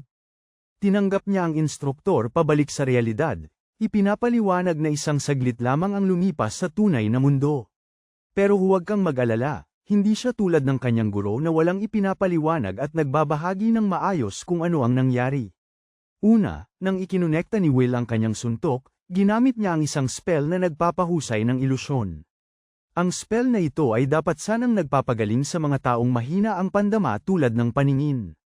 Pero kamakailan ay ginagamit ito ng ating bida sa labanan para dagdagan ang kanyang bilis at reaksyon. Maaari niyang aktibong gamitin ito laban sa kalaban, hina-hyperstimulate ang kanilang mga pandama, pinapaniwala silang ang 1 segundo ay talagang 100 segundo. Ito ay nagpapasakit sa atake na parang mas masakit dahil ito ay brutal at mapanakit. Sa wakas, si Will ay naglagay ng magandang ngiti para sa kanyang guro at nagtanong kung makakapasa na ba siya sa klase ngayon. Bago pa man sumagot ang mayabang na guro, hinawakan ni Bro ang kanyang balikat, banta na pinapaalala sa kanya na tatanggalin niya ang bawat piraso ng diskriminasyon ng guro sa tagapaggaling. Ang parehong hindi nakakapinsalang healer ay mukhang hari ng demonyo ngayon at binibigyang diin na ang tanging layunin niya ay tamasahin ang kanyang mga klase, na nangangahulugang kung ang gay na ito o ang kanyang mga estudyante ay muling manggugulo sa kanya, magiging masama ang sitwasyon para sa kanya. Tinapos ni Will ang kanyang mungkahi na may mapagkumbabang ngiti, tinatapos ang kanilang pag-uusap. Nang gabing yun, ang guro ay nakita na naglalakad na parang naguguluhan, tinatanong ang uri ng halimaw na kanyang naranasan. Dati siyang naniniwala na bawat healing mage ay mahina at sunod-sunod sa mga utos ng mga frontline mages. Pero iba itong guy, siya ay may napakahusay na kasanayan sa labanan at matinding pagnanais na pumatay. Nagkataon na nakasalubong niya ang blonding hambog na gustong malaman ang resulta ng pagsasanay. Humalakhak si Alpes, iniisip na nauwi yun sa pagkatalo ng ating bida, pero bigla siyang pinatahimik na parang aso. Tapos na ang instruktor sa pagdadakdak ng kanyang anak na may koneksyon at pinapayuhan ang Maharlika na huwag makialam laban kay Will. Para sa ikabubuti nilang lahat yon, at malaking pagkakamali nila na isipin na si Will ay isa lamang ordinaryong manggagamot. Nagulat si Alpes sa payo at muling binanggit ang banta ng kanyang ama. Pero sa pagkakataong ito, hindi natatakot ang instruktor. Sinabihan niya yung blondeng punk na magsumbong kahit kanino niyang gusto, dahil sa totoo lang, kung talagang may kapangyarihan si Alpes, sana matagal na niyang inalis yung manggagamot. Hindi sumusunod ang pamilya Oman sa utos ni Alpes, pero siguradong sigurado na kapag patuloy nilang ginugulo yung bagong bata, wawasakin niya sila ng tuluyan. Naiwan si Alpes na galit, hindi makapaniwalang humantong sa ganito ang sitwasyon. Pagkatapos ng matinding bugbugan na yon, lumipas ang ilang araw. Katatapos lang ng klase. Nakakakilabot si Will dahil ramdam niya na nag-iingat na sa kanya ang blondeng Maharlika. Wala na siyang ginagawang mga panloloko o nagbibitaw ng komento. Sa ganitong paraan, makakapag-focus na ang ating bida sa kanyang mga klase, pero hindi pa rin siya nasisiyahan sa kasalukuyan niyang sitwasyon. Sa ngayon, ang pinakamahalaga niyang layunin ay baguhin ang katotohanan ng pagkawasak ng sangkatauhan sa hinaharap. Ang tanging paraan para maiwasan ang madilim na kapalaran na iyon ay ang maging mas malakas. Oo, nakakatulong ang kanyang healing magic sa pagpapalakas ng katawan, pero limitado pa lang siya sa mga simpleng atake ng lakas. Ang pagpapabuti ng pandama ay mabuti rin para sa mga ilusyon, pero wala itong laban sa maraming gamit na estilo ng pakikipaglaban ng Opens Ibong Mahika. Naiintindihan ni Will na kailangan niyang bumuo ng isang ganap na bagong estilo ng pakikipaglaban para makahabol. Ipinapaliwanag niya ang mismong proseso ng pag-iisip na ito kay Assistant Professor Veronica, at humihingi muli ng kanyang gabay. Kailangan pang hasain ang paraan ni Will, pero may isa pang sasabihin si Veronica. Nag-aalinlangan siyang marinig ang sasabihin nito, pero sa huli ay kinongratula siya nito sa lahat ng nagawa niya. Dahil sa kanyang mga ambag, nag-uusap-usap ang mga guro tungkol sa manggagamot na walang tigil. Isang salamangkero na manggagamot ang nakakasabay sa mga nangungunang klase sa akademya, at hindi ito basta-basta. Well, mayroon ding ibang mga guro na tila hindi natutuwa sa kanyang pagunlad, na inaasahan na. Nakakatuwa. Hindi pa talaga ipinapalam ni Veronica sa kahit kanino na siya ang dahilan ng kanyang pagunlad. Hindi rin niya nagkaroon ng pagkakataon na banggitin ito sa mga guro, dahil binabaliwala lang siya ng iba dahil sa pagiging espesyal niya kahit sa kanilang hanay. Nakahinga ng maluwag ang ating binata dahil sa ganitong paraan ay hindi siya haharap sa anumang gulo. Ang kanyang payo ang nagdala sa kanya hanggang dito, at siya. Ayaw niyang magkaproblema siya dahil dito. Hindi alintana ng propesor at umamin na, talagang nagpapasalamat siya sa kanya. Gaya ng sinabi niya kanina, hindi kailanman sinubukan ng mga healer na ailahad ang kanilang mga teorya sa realidad. Muli niyang inilabas ang kanyang espada. Weird, gustong-gusto niyang gawin yon, at hinamon ang ating bata sa isang laban. Maliwanag na hindi inaasahan ni Will ang hakbang na ito mula kay Veronica, pero talagang curious siyang makita kung saan siya naroroon sa kanyang antas. Ito ang tiyak na paraan upang matulungan siyang maging mas malakas, pero ang ating bata ay talagang hindi pa handa at nagpanik ng husto. Ang babae ng espada, idinidiin na hindi maghihintay ang kalaban at biglang susugod mula sa kanyang kinalalagyan. May kalakasan siyang lumilitaw sa harap mismo niya upang tag-in siya, isang bagay na nagawang salagin ni Will sa huling segundo. Halos hindi niya mapigilan ang kanyang sandata laban sa kanyang mabibigat na atake, at patuloy siyang pinapahirapan ng sunod-sunod na taga. Sa kabila ng paggamit ng lahat ng kanyang bilis at reaksyon, hindi niya masabayan siya. Ang bagay kay Veronica ay higit pa siya sa mabilis. Ang babaeng ito ay parang kidlat. Ang kanyang espada ay eleganteng gumagalaw mula sa isang taga patungo sa isa pa, na nangangahulugan na sa isang labanan ng pagtitiis. Si Will ang unang bibigay. Tinitiis ang mabibigat na tama. Naiintindihan ni Will na isa lang ang pagkakataon niya para mapahanga siya sa kanyang napakabilis na bilis. Sa ganitong paraan, mabibigla niya ito. Inilalagay ang kanyang lakas sa kanyang sakong, sumugod ang ating bida na may matinding bilis at lakas. Hindi inaasahan ng propesor ang galaw na ito gaya ng kanyang hula, at nang malapit nang tumama ang talam sa kanyang mukha, agad siyang gumanti at sinira ang kanyang sandata. Tapos na ang laban, at kahit anong gawin ni Will, hindi niya kayaang. Kasanayan ng isang magiting na mandirigma. Ipinahayag ni Veronica ang kanyang sigasig. Hindi niya akalain na maloloko siya nito ng ganon. Ang ginamit niya kanina ay isang mahiwagang espada para kontrahin siya. Sa lahat ng oras na ito, akala niya isa siyang healing mage na kayang gumawa ng offensive maneuvers, pero iba ito. Ang kasalukuyang galing sa pakikipaglaban ng batang lalaki ay malapit sa tuktok ng leaderboard, pero hindi nakakaramdam si Will ng kasiyahan sa kanyang pag-unlad gaya ng dati. Sinusuportahan niya ang kanyang ambisyon at determinasyon na lumakas, at naiintindihan niyang hindi enhancement ang kanyang huling layunin. Inamin ni Will na sinusubukan niyang tanggalin ang pumipigil sa katawan niya, pero hindi yun sapat, tulad ng napatunayan ngayon sa kanilang laban. Ang propesor ay gumagawa ng isa pang pagtutulad, sinasabing ang layunin ng espada ay higit pa sa basta pagwagayway. Maaari itong itulak at ihagis, at ang panggagamot ay dapat mayroon ding mga aplikasyon na tulad nito. Sa kasamaang palad, si Will ay nag-iisip din ng mga katulad na ideya pero walang maisip. Ipinaliwanag ng napakagandang espada na ang kakulangan niya ay ang tunay na karanasan sa laban. Kulang siya ng likas na kaalaman upang may formula kung ano ang ibig sabihin ng lumaban. Sa pananaw ni Veronica, daig ng karanasan ang kaalaman kapag tama ang pagkakagamit. Kahit sa kasalukuyan nilang laban, napansin ni Will ang isang maliit na bagay na ginamit niya. Habang iniisip ang kanyang payo, nagtatanong si Will kung dapat ba siyang magsagawa ng higit pang mga mock battle laban sa propesor. Gusto ni Veronica ang pamamaraan, pero inirerekomenda na sumali siya sa isang misyon para sa pagsugpo ng mga halimaw. Nabigla ang bata. Sa wakas, magkakaroon siya ng malapitan na karanasan sa isang sitwasyon ng labanan para sa buhay at kamatayan. Talaga, nakilahok siya sa parehong kompetisyon sa tatlong akademya ng Schwartz, Heilig, at Zilburn. Lahat ng tatlong akademya ay may mga estilo ng atake, depensa, at mandirigma.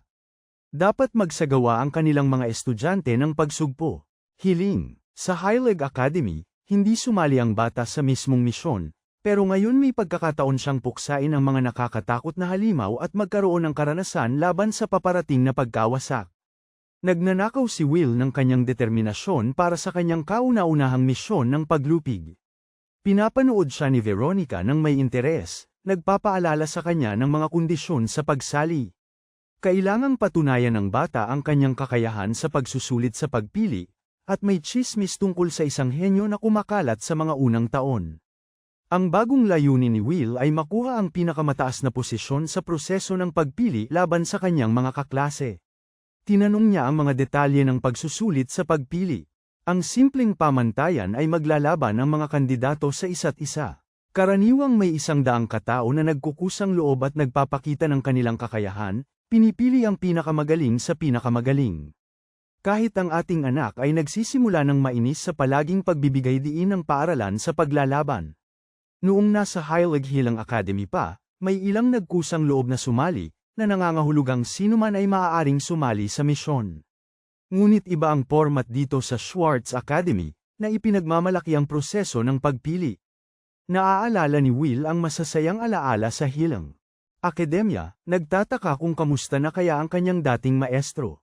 Ipinagpatuloy ni Veronica ang pag-uusap tungkol sa kahangahangang estudyante na may kakayahang higit pa sa ilan sa mga instruktor.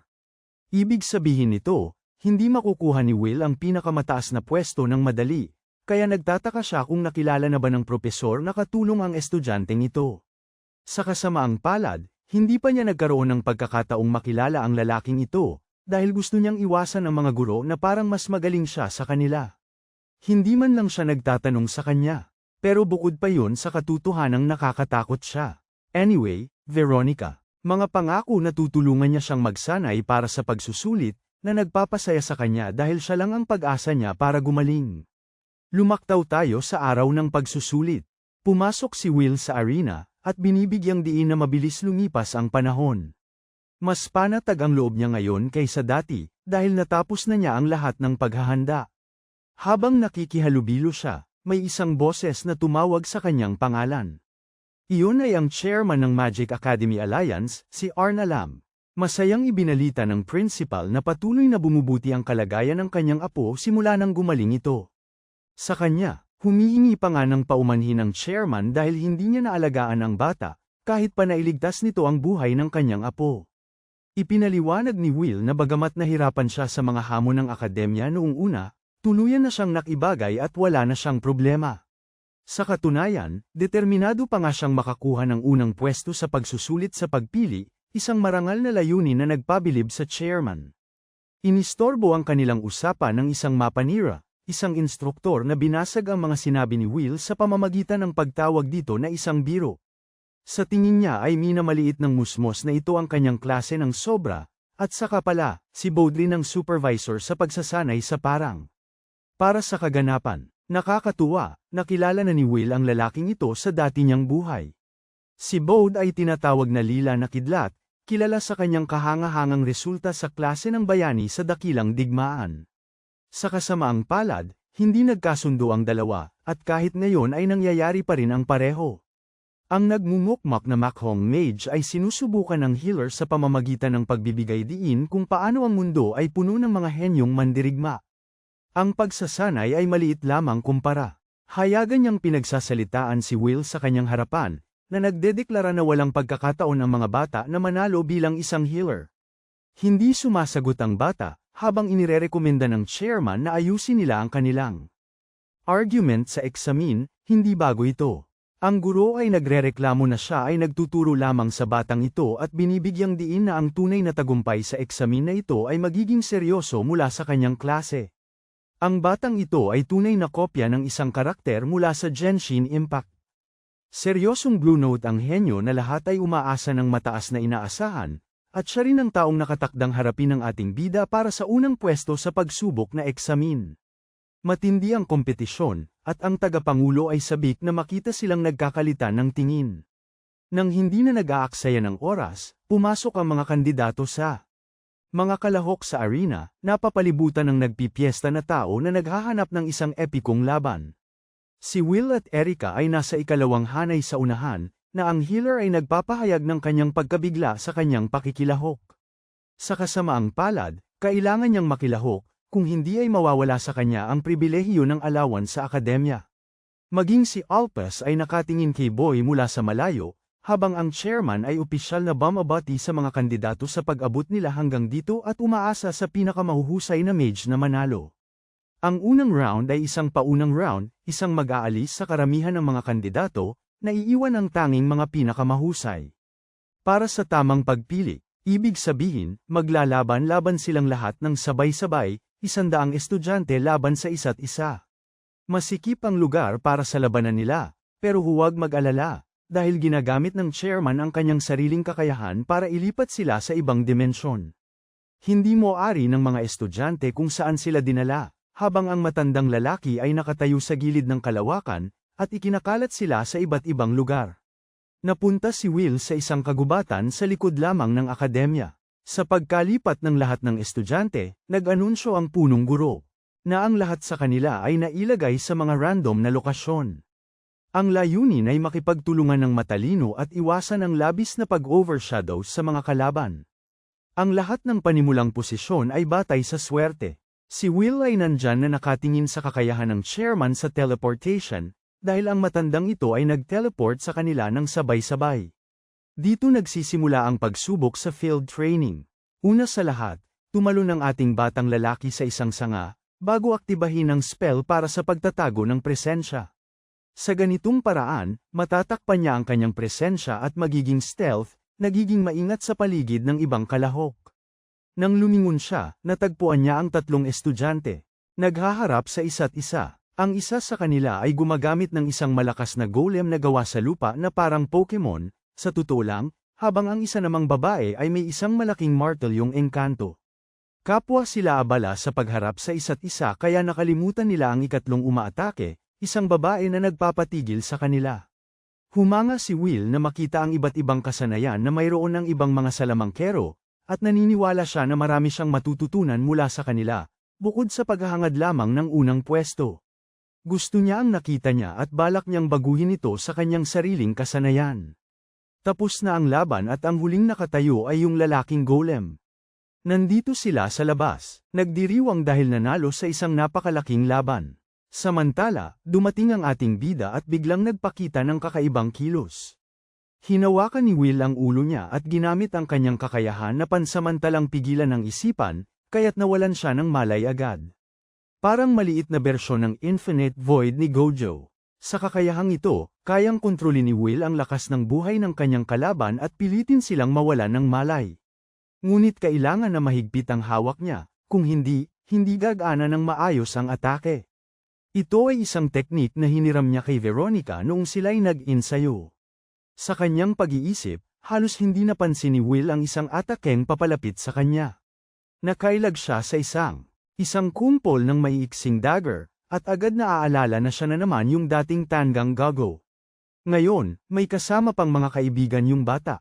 Naniniwala si Ulpes na sinusubukan lang niyang pumasa sa exam na ito, gaya ng ibang estudyante. Pero lamang sila sa bilang sa sitwasyon na 3 laban sa 1. Ginagamit ni Ulpes ang kanyang mahika sa paglikha ng kutsilyo. Pinahiran ng isang alipors ng lason ang kanyang mga dagger. Ang huling alipors ay gumamit ng mahika ng anino para dumami pa sila. Sa mga talam na may lason, kahit isang gasgas lang ay maaaring maging sanhi ng kapahamakan ng ating bida. Hindi pwedeng harangin ang atake. 12-dosenang talam. Nagtatangkang hanapin si Will. Habang papalapit sila, naiisip niya na pagalingin ang lason gamit ang mahika ng paggaling. Ang pagharap sa napakaraming patalim na ito, kahit na may pagpapalakas ng katawan, ay tila napakalaking abala. Napaligiran, nagpasya siyang gumawa ng isang ganap na bagong galaw. Isang bigla ang harang ang sumulpot sa harap niya, ipinagtatanggol si Will mula sa mga kutsilyo. Namangha si Ulpes, habang pinapanood niya ang parehong rock golem na ngayon ay naglilingkod sa isang bagong amo. Ang magandang bagay tungkol sa mahika ng paggaling ay maaari itong gamitin sa iba pang mga nilalang na may buhay. Ang rock golem dito ay may kakayahang gumalaw sa sarili nitong sariling gamit-gamit ang dugo ng nagkakast. Kahit na hindi ito kayang gumawa ng komplikadong mga disenyo, madali itong manipulahin ng manggagamot gamit ang kanyang spell na tinatawag na Pseudo-Life Embellishment. Sumugod ang golem sa Skin Diana Bones Trio. Una, binabagsak ng ating wax wandud ang dibdib ng isa, tapos umupo siya sa ibabaw ng isa pang lalaki, marahil nagbibigay sa kanya ng matinding sakit sa likod. Tapos na ang dalawa sa kanila, nakitang nagpapanak si Ulpes. Wala na siyang laban dahil sinugod siya ng ating bida na parang si Minato Namikaze, hinawakan ng mukha at pinatulog.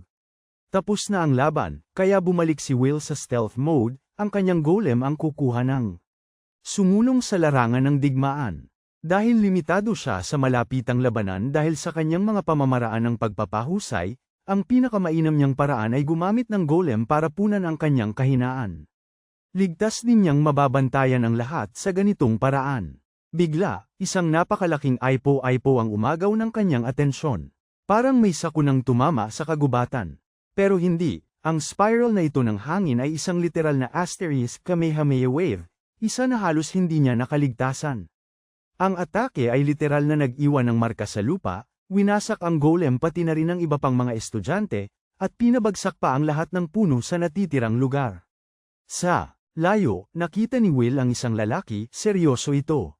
Ang napakagaling na estudyante, at hindi ako nagbibiro, tol, mas mukha siyang pangunahing tauhan kaysa sa taong nakuha natin.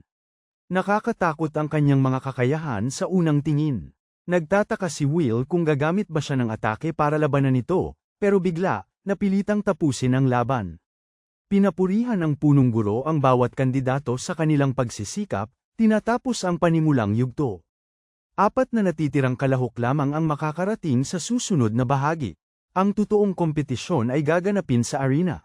Kaya hanggang doon, pinapayuhan ng chairman ang mga estudyante na magpahinga habang binubuksan niya. Paglilipat ng mahika. Habang nagaganap ang paglilipat ng mahika, si Sirius, ang seryosong lalaki, ay nakatitig ng seryoso sa ating seryosong bida. Kailangang hanapin ni Will ang lakas ng loob upang talunin ang lalaking ito sa loob ng isang araw. Pagkatapos noon, pareho silang naglaho. Sa bahay, abala ang ating nerd sa paggawa ng takdang aralin, nag-iisip ng estratehiya para sa pagsusulit. Sa labas ng kanyang silid, dumating na naman sina Ulpes at ang kanyang mga alipors. Inis na sila dahil natatalo sila ng paulit-ulit sa tuwing hinahamon nila ang manggagamot. Ngunit si Ulpes ay isang tal-unang ayaw tumanggap ng pagkatalo. Alala niya ang kanyang pride.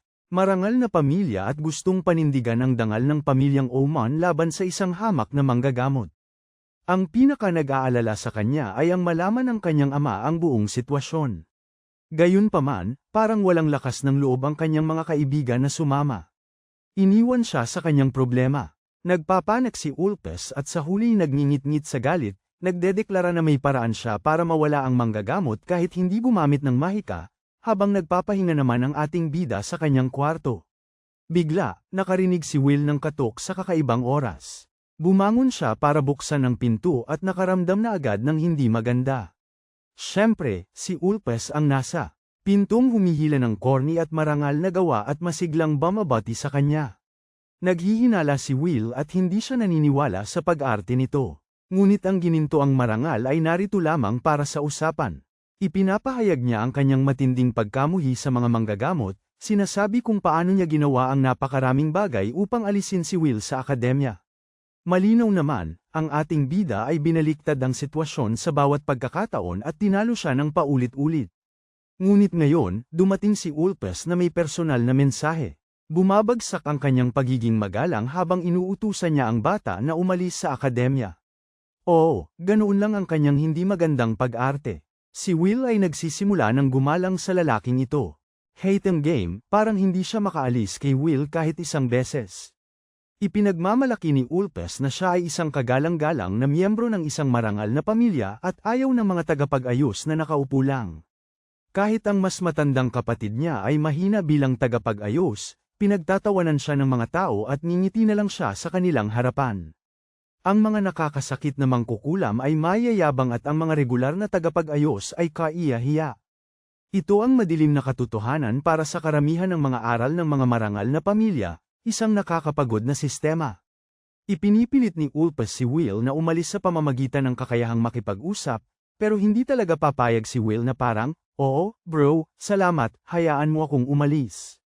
Kaya nireject siya. Handa ang Maharlika para dyan at binibigyang diin na alam niya ang tungkol sa pamilya ni Will.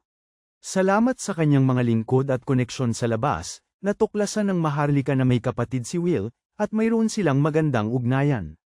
Sa isang utos lang, madaling silang magagawang saktan ang kapatid ng lalaki kung gugustuhin niya. Ngayon, mas tumitindi ang eksena.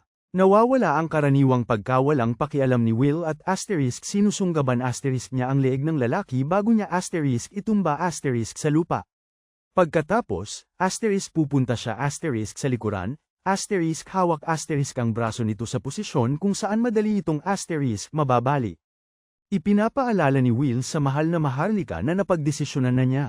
At kahit nagmamaktol si Ulpes na parang aso, tumutunog ang kanyang braso, at naiiwan siyang umiiyak. Balak pa rin ng Maharlika na maghiganti, sinasabing hindi siya mapapatawad ng akademya sa pagbali ng kanyang braso. Pero eto ang magandang sorpresa, nakalimutan yatang manggagamot si Will. Okay na ulit, na nangangahulugan na pwede itong baliin ulit. Tumutunog ulit sa pangalawang pagkakataon, at labis na nasaktan si Ulpes sa matinding sakit. Pinagaling ulit ito ni Will, at nagpapatuloy ang larong ito. Nagmamakaawa ulit ang Maharlika, pero nababali pa rin ito. Ang pagkasira at paggaling ay patuloy, na may pabirong sinasabi ni Will na matatag siya sa kanyang mga desisyon. Ang pananakot sa kanyang kapatid ay isang hangganan na hindi dapat nilabag ng talunang ito. Lagutok, at lagutok. Walang tigil na pagkasira ng braso hanggang sa labis na mahirapan ng diwa ni Ulpes. Nauunawaan na niya ngayon na ang batang ito ay hindi isang manggagamot, kundi si Satanas mismo sa modernong panahon. Gaya ng leksyon na natutunan ng instruktor, malinaw na ipinapaunawa sa Maharlika na hindi na siya dapat maglaro sa kanya ulit. Nang gabing yun, pinauwi ni Will ang Maharlika na may masayang pagbati, na parang walang nangyari. Ang ating lalaki. Hindi man lang nararamdaman ang kahit isang piraso ng pagsisisi, kahit nakakaranas ng saya bago matulog. Sa susunod na araw, nagsimula na ang pangunahing torneo. Ang mga tao sa arena ay sabik na nag-aantay para sa laban na ito. Ang apat na nakapasa sa unang round ay dapat na magharap. Isa sa kanila ay si Erica mismo, isang tao na lumampas sa mga inaasahan ni Will. Mukhang inilagay niya ang sarili sa mga firewalls, nakakagimbal sa lahat na umiwas na lapitan siya. Sa madaling salita, hindi man lang gumalaw ang batang ito sa isang default. Pero mayroong kakaiba, hindi iniisip ni Will na ito ay ang buong kwento. Nais niyang magpakatino siya sa kanya, pero hindi simpang lalaking ito at balak niyang ibuhos ang lahat. Ipinahayag ni Erica na maghahangad siyang makakuha ng mas mataas na pagsusuri pagkatapos siyang talunin, at dito nagsimula ang kanilang epikong laban. Ang kanyang unang atake ay isang nagniningas na bola ng apoy. Maaaring subukan ni Will ang atake ng apoy na ito sa harapan. Isa itong simpleng spell ng apoy, walang espesyal dito. Kahit ang kanyang magic sa pagpapagaling ay madali ring makakabawi sa anumang pinsala ng walang problema. Ang simpleng galaw na ito ay nagdulot sa kanya ng underestimate kay Erica hanggang sa napansin niya ang isang talagang masama. Ang spell na tumama sa kanya ay hindi lang simpleng atake, ito ay isang patibong. Ipinagpatuloy ni Erica ang kanyang atake, nagpapalabas ng mga fireball sunod-sunod. Pero may espesyal na katangian ang kanyang mga apoy, hindi sila napapalong kahit kaunti. Natutunan ng babaeng ito ang Amaterasu mula kay Itachi at kinopya ang kanyang buong daloy. Sa kabila ng kanyang mababang firepower, ang tagal ay hindi normal. Kahit na patuloy siyang nag-recover, ang paulit-ulit na pinsala ay masakit para sa kanya. Ang obserbasyong ito ay napatunayan din noong nakaraang pagkakataon, nang humingi siya ng kanyang apoy upang dayin ang pangunahing pagsusulit sa magic offense. Ipinapakita rin ito kung bakit siya ay hindi malapitan ng sinuman sa mga kalahok gamit ang kanyang mga bowl ang apoy, dahil ang mga apoy ay talagang hindi mamamatay. Ang mga apoy ni Erika ay representasyon ng kanyang katigasan ng ulo at ang kanyang biglaang paglabas ng galing ay nakakuha ng atensyon ng madla. Sa totoo lang, sinusuportahan lang nila siya dahil gusto nilang makita na matalo ang ating bida. Lumulukob sa kanya ang kayabangan. Ang pagkatanto na kaya niyang lampasan ang mga preliminaries at tanggalin pa ang isang kasing lakas ni Will. Binubuo ang kanyang kontra-atake, basta na lamang pinatay ng ating bida ang mga apoy matapos doblehin ang kanyang kakayahang magpagaling. Inulit niya, ang parehong galaw ulit, pero handa na si Will sa pagkakataong ito. Alam niyang hindi kakalat ang kanyang apoy, sinasalo niya ito ng sadya, pinapalakas ang kanyang sariling atake. Ito ay isang napakatalinong paggamit ng battle IQ, dahil ngayon ang manggagamot ay may mga kamaong apoy na tumutulong sa kanyang mga opensibang atake. Malapit nang mapuruhan si Erika nang bigla siyang nagtaas ng kamay at sumuko sa laban. Sa kabutihang palad, lumabas siyang walang gallows, at idineklara ng announcer na ang ating bida ang panalo sa laban. Sa kasamaang palad, hindi gaanong magbabago ang kanyang evaluation stats kahit pagkatapos ng laban. Ang parehong grupo ng mga tao na sumuporta kay Erika kanina ay bumaling ngayon. Laban sa kanya, tinatawag siyang isang huwad dahil sa pagiging mage na nakakasakit. Kawawang babae, naging support na buong buhay niya at nadudurog sa bigat ng mga inaasahan, pero tinutulungan siya ng kanyang mahal na kaibigan, binibigyang diin kung gaano siya kagaling lumaban. Pinapagaling pa niya ang mga sugat niya, kaya naman napapamahal siya rito. Ang matamis na pag-iibigan na yun ay nawawasak nang umakyat sa entablado si Professor Bode, tinatawag siya sa dulo ng linya. Itinuturo ang manggagamot, tunay niyang tinatawag si Will na isang walang kwenta, at galit na galit siya na sumuko ang isang offensive mage laban sa isang tulad niya. Ang kanyang mga salita ay tinatakot si Erika, kaya nagtataka si Will kung ito na ba ang angkop na pag-uugali mula sa isang instruktor. Ipinagyayabang ng supervisor ang kanyang posisyon, idinidiin na ang kanyang papel ay sabihin ang totoo, isang bagay na itinuturing niyang nakapagpapatibay. Ngunit bago siya umalis, kinukumpirma niya sa ating bata na isa lang ang magtatagumpay mula sa torneo. Ang lalaking pinag-uusapan ay lumalapit sa manggagamot. Ito ay ang seryosong si Sirius. Sila ay nagkaroon ng maikling pag-uusap. Hindi man lang siya tinitignan ni Sirius habang nagsasalita. Siya ay naniniwala sa lakas, at sumasang-ayon sa pananaw ni Instructor Bode sa mundo. Ayos lang sa manggagamot ang maliban sa prodigyo ay mayroon pang huling bagay na dapat aminin. Taos-pusong kinikilala ang manggagamot sa pagiging malakas. Ngunit sa parehong oras, balak ni Sirius na patunayan ang kanyang sariling pilosopiya sa pamamagitan ng pagtalo sa kanya sa kanilang laban. Tingnan natin ang mga talento ng prodigyo. Naalala ni Will na narinig ang kanyang pangalan sa kanyang nakaraang buhay. Isang tao na may napakabagsik na antas ng nakakasakit na mahika. Isang taong ang mga panalo ay sobrang lakas. Walang makakahadlang sa kanya maliban kung ang lahat ay magiging abo. Ang huling laban sa pagitan ni Sirius at Will. Ayusin na laban. Sa nakikita, naiintindihan ng bata na makikilala lamang siya ng akademya kung matatalo niya ang prodigy dito. Kaya ang layunin niya ay manalo. Nagsimula ang huling laban sa pagpapalabas ni Sirius ng napakalakas na buhawi mula sa kanyang pwesto. Sobrang laki ng atake, pinapilit si Will na umiwas ng maingat. Bilang pag-atake gamit ang kanyang sariling limit-breaking na bilis, bumili si Will, papalapit sa prodigy ng buong lakas niya. Pero bago siya makalapit, nagpalabas si Sirius ng isang malawak na atake ng hangin, pinapanatili siyang malayo. Ito ay isang problema para sa tagapagpagaling. Hindi siya makakagawa ng malakas na atake maliban kung malapit siya. Ang dalawang puwersa ng kalikasan ay patuloy sa kanilang paghaharap. Nagkaharap sina Sirius at Will, habang napapansin ni Sirius ang kanyang bilis. Itinaas niya ang kanyang kamay para umatake at nagpakawala ng matinding bugso ng hangin papunta sa kanyang kalaban. Napagtanto ng ating bata na ang buhawi kanina ay walang-wala kumpara sa hangin na ito, na kayang tanggayin ang buong lugar. Hirap siyang manatili sa kanyang kinatatayuan, ngunit oras na para magpakitang gilas. Inilagay niya ang kanyang kamay sa lupa at nagsimulang magpatubo ng napakalaking puno, habang si Erika sa madla ay namamangha sa kakayahan ng panggagamot na mahika, batid na siya ay lumalakas. Ilang sandali pa lamang, ipinakita ng ating anak ang kasanayang ito kay Profesor Veronica at ipinaliwanag na nagpasok siya ng enerhiya ng buhay sa halaman, na tumulong upang ito ay mabilis na lumaki. Natutunan niya noon ang tungkol sa mahika ng pag-atake na maaaring kumontrol ng mga halaman at nagpa siya na subukan ito gamit ang kasanayang ito. Gusto niyang iakma ang kanyang mga taktika ayon dito. Bigla, nagsimula siyang bumagsak sa lupa at hinawakan siya ni Profesor Veronica upang hindi matamba. Nagulat siya sa biglaang pagkaubos ng mana, dahil hindi nilinaw sa aklat na maaari itong maging isang malaking teknik. Nabasa ni Veronica ang lihim, na mas madaling sumaira kaysa magpagaling dahil mas maraming mana ang kinakailangan sa pagpapagaling kaysa sa magic ng atake, at ang paggawa ng atake gamit ang magic ng pagpapagaling ay malamang na hindi mahusay na paggamit ng mana. Alam ang kahihinatnan ng kakayahang ito, plano niyang itago ito para sa mga pagkakataon kung kailan ito magagamit ng tama.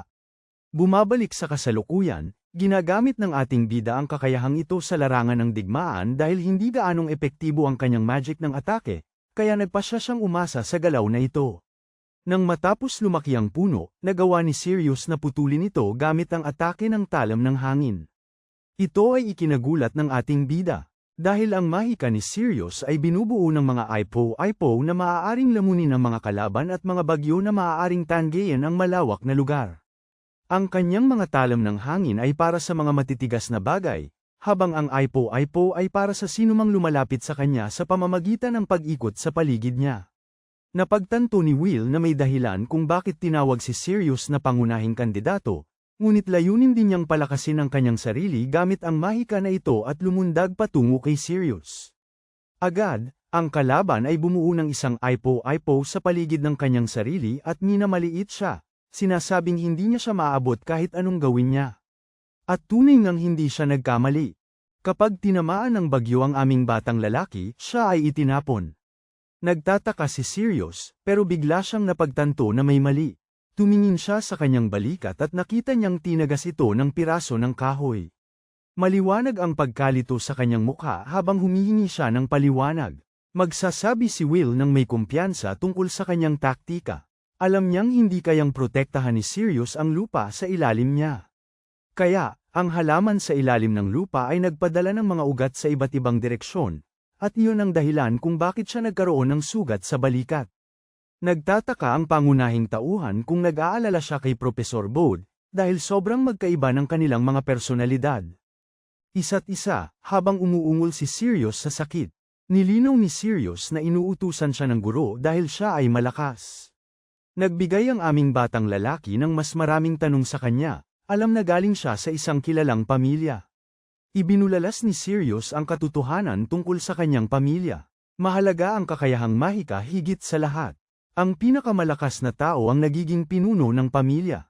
Walang ibang salik tulad ng kasarian o edad ang mahalaga. Nagsanhi ito ng mga kaaway sa loob ng pamilya, lahat ay nakikipaglaban para sa kapangyarihan, at ang kanyang sariling ama ay tumatangging turuan siya. Para kay Sirius, ang makinig sa guro ang tanging paraan para sa kanya na talagang kumuha ng kapangyarihan at lakas. Pagkatapos, muling pinagsama niya ang lahat ng kanyang mahika, na nagulat sa buong madla, kasama na ang ating pangunahing tauhan. Nabuo ang isang dragon mula sa kapangyarihang mahika, at idineklara ni Sirius na aayusin na nila ito. Ang dragon ay nakatarget sa ating bida, na nagpapalam sa kanya na hindi ito laro ng bata. Kanina, iniisip ni Will na mas madali ang buhay ng mga mage na may nakakasakit na mahika, na nagpasigla sa kanya na magpakasipag. Pero sa buong panahon, mali siya, napagtanto niya na hindi lang talento ang nagdidikta ng kahusayan. Mga bagay tulad ng lahi, talento, at ang nakaraan ay may bahagi sa lahat ng ito. Lahat ng ito ay nagdala sa kanya upang ideklara kay Sirius na gusto niyang talunin siya sa laban na ito. Naguguluhan si Sirius sa biglaang anunsyo. Itinapon ni Will ang kanyang kamay sa lupa, naghahanda na gamitin ang kanyang espesyal na buto, at nagsisimulang muling palagwi ng isang puno, tinawag na Yggdrasil. Ang halaman ay mabilis na lumalaki, kumokonsumo ng mas maraming mana kaysa sa ibang mga halaman. Gayunpaman, ang magandang balita ay patuloy itong lalago hanggat patuloy na nagbubuhos ng mana ang ating tao dito.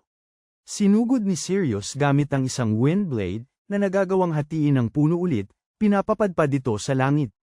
Ngunit kapag tumingin siya, ang nag-iisang sanggang lumilipad ay lumaki at naging isang malaking puno, at direkta itong patungo sa kanya. Samantala, inaakala ni Will na dahil ginagamit na ang mahika ni Sirius para panatilihin ang Wind Dragon, wala na siyang sapat na oras para ipagtanggol ang sarili niya. Napatunayan na tama ang hinala, at bumagsak ang puno kay Sirius. Nang tumingala siya, nakita niyang nakatayo si Will na may hawak na kutsilyo na nakatutok sa kanya, nag-iisip na pagtanto niya na talo na siya. Ipinahayag si Will bilang panalo. Naghiyawan ang mga tao dahil hindi nila inaasahan na matatalo si Sirius, at pinag-uusapan nila ang lakas ng may-ari ng bida. Pagkatapos, inaalok ng bayani ang kanyang kamay para tulungan si Sirius na makabangon, pinapuri ang kanyang lakas. Pero tila talo si Sirius. Sinusubukan ng ating batang lalaki na pasiglahin siya, inaamin na maganda ang laban. Biglang pumasok si Professor Bode, malinaw na disappointed at si Sirius. Gamit ang kanyang lakas, tinadya kanya ang puno na nakadagan sa kanya at binuhat siya sa bewang. Dinala niya siya palayo, galit na si Sirius ay bumagsak sa kanya, idineklara na ang kanyang pagsasanay ay magsisimula muli mula sa simula. Ang buong madla ay nahulog sa katahimikan, alam kung gaano kasakit ang mga salitang ito. Lumilingon si Bode sa madla. Sumisigaw na ito ay para sa lahat. Galit na galit, hindi niya matanggap na isang tunay na manggagamot ang nagkamit ng unang pwesto. Napansin ni Will na lumalala na ang pagwawala ni Bode. Sinimulan niyang ipagtanggol si Sirius, sinasabing maganda ang kanyang lakas, at ang pagkatalo ay hindi nangangahulugang siya ay mahina. Nang ipagtatanggol pa sana niya ang kanyang kalaban, galit siyang pinatahimik ni Bode. Pagkatapos ay nagsimulang lumapit si Bode sa ating kaibigan, kinukutya ang kanyang mga depensa para kay Sirius. Itinulak niya si Sirius sa tabi at tinawag na tanga ang ating kaibigan, sinasabing sa laban, lakas lamang ang makapagbibigay ng pinakamagandang resulta. Nasisagap ng kanyang emosyon, idineklara niyang ang pagkatalo ay nagpapalawak ng kaalaman kumpara sa itinapon na basura. Nababahala si Will sa malupit na pagsasalita ni Bode tungkol sa kanyang sariling disipulo. Nagsimula siyang magtalo na ang pagiging healer ay hindi nagbibigay kay Bode ng karapatan na magsabi ng kahit ano. Ang mga mata ni Bode ay nagliyab sa galit habang sinusubukan niyang panghinaan ng loob ang ating tao, sinasabing siya ay malapit ng itapon sa mahihinang panig dahil kakaunti ang halaga ng pagiging healer. Dagdag pa niyang binibitin ang kanyang mana, na nakakagulat sa ating batang lalaki. Idinagdag ni Bode na ang mga mahihina ay mga parasitiko na kumukuha ng mas malakas na tao ang pumatay. Ang tawag sa kanya na deadweight ay nagdadala sa aming bata sa isang alaala ng kanyang nakaraan, kung saan siya ay inabuso ni Bode dahil hindi siya sapat na malakas. Kahit noon, sinubukan niyang ipagtanggol ang kanyang sarili, na iginiit na ang mga healer ay sumusuporta sa iba sa kanilang mahika. Sumisigaw, sinubukan niyang patunayan ang kanyang punto na kailangan ng mundo ng mga healer para mapanatili ang balanse, kung hindi ay mawawala ang sangkatauhan. Pinalayaan siya ni Bode, at naaalala kung paano minsang tumayo ang kanyang disipulo sa unahan upang bumili ng oras para makatakas ang likuran, ngunit nalipol ng mga mahihina na halimaw sa punto ng pagtakas. Namatay ang kanyang disipulo na walang patutunguhan. Paang nalalabi, at walang magawa na pinanood ni Bode, alam na hindi niya ito mapapagaling. Kinuyam niya ang kanyang kamao at isinigaw na hindi dapat mamatay si Sirius para sa mga basurang katulad noon. Sa praktikal na pananaw, hindi lubos na mali ang propesor. Kung mahina ka, mamamatay ka rin sa huli kahit anong mangyari, at dapat magsanay ang mga tao upang mabuhay. Gayunpaman, darating ang panahon na lalong magiging marahas ang mga halimaw, at kapag nangyari yon, hindi maaaring maging makasarili ang malalakas. Para sa mga sandaling tulad noon, dapat marunong ding lumaban ang mga taong walang talento. Pagbabalik sa kasalukuyan, hinahamon ng ating bida ang propesor sa isang duelo. Umaasa itong mapapansin siya. Si Bode ay nagsalita ng may pangungutya at tinanggap ang hamon, tiwala na walang paraan na matatalo siya ng isang simpleng manggagamot. Nang marinig ito, nagpanik ang referee at nagtanong kung seryoso ba talaga si Bode sa hamon. Si Bode ay mayabang na binabali ang mga patakaran para sa sarili niya.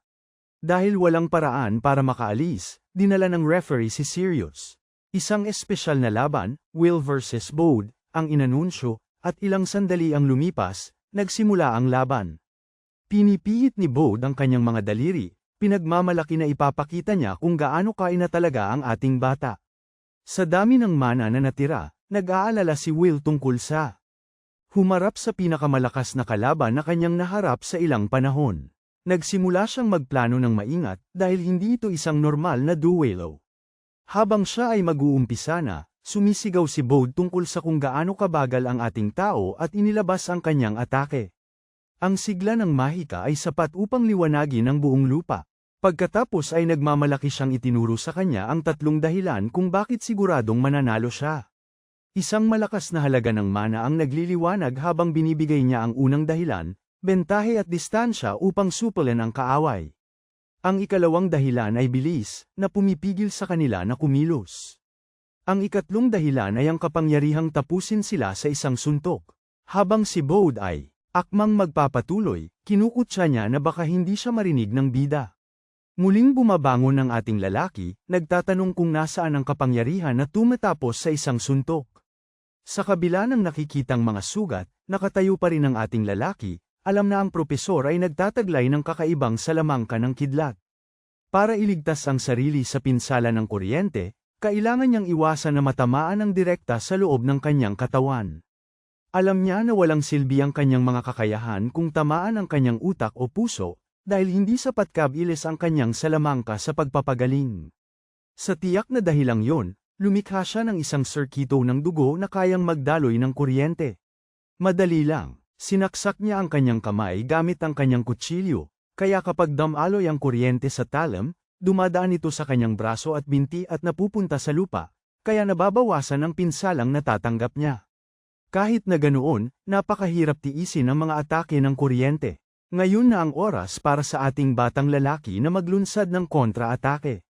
Minamaliit siya ni Bode, sinasabing naaawa siya sa kanya, dahil alam niyang halos hindi niya nakayanan ang atake. Pagkatapos ay sinimulan ni Will na palakasin ang kanyang katawan sa pamamagitan ng mahika, ngunit bigla niyang napagtanto na hindi niya maibuhos ang lakas sa kanyang katawan. Ibinunyag ni Bode na ang kulay ubing kidlat ay pumipigil sa biktima nito, kaya't hindi ito makagalaw. Napagtanto ni Will na maaaring nasa malubha siyang problema at itinaas niyang muli ang kanyang kamay habang papalapit sa kanya ang isa pang atake. Sa kayabangan, gusto pang magpatuloy ni Bode. Gamit ang natitirang mana, kailangan niyang makita kung ilang tama ang makakayanan ng bida. Pinakawalan ni Bode ang kanyang atake, na nagdulot ng pagkabigla sa madla, habang patuloy itong tiniis ng ating bida, batid na ang propesor ay tunay na may malakas at walang kapintasan na kakaibang mahika, na nagpapakain sa kanyang kayabangan. Ngunit ayaw sumuko ng bida. Nagpasya siya na mananalo siya, ibinubuhos ang bawat patak ng natitirang mana at lakas niya sa pagmanipula. Ibinagsak niya ang kanyang kamay sa lupa at agad na nagsimulang magpatubo ng isang puno ng kayamanan ng tubig. Ang punong ito ay may kakayahang sumipsip ng napakaraming tubig mula sa lupa at itago ito, kaya kung gagamitin bilang harang, madaling ikakalat ang kuryente. Gayunpaman, may ibang plano ang tadhana. Nagawa ni Bode na putulin ang puno gamit ang kanyang atake ng kuryente, na nagdulot ng pagkagulat sa mga manonood. Ang ating bida ay naiwang walang imik habang nagsisimulang lumapit si Bode sa kanya. Naniniwalang wala nang natitira sa bida. Ngunit habang tinitingnan ni Bode ang bumagsak na puno, nakikita niya ang mga kabute na mabilis na nagsisimulang tumubo, na tunay na ikinagulat niya. Nakadarama ang ating bata ng bahagyang ginhawa.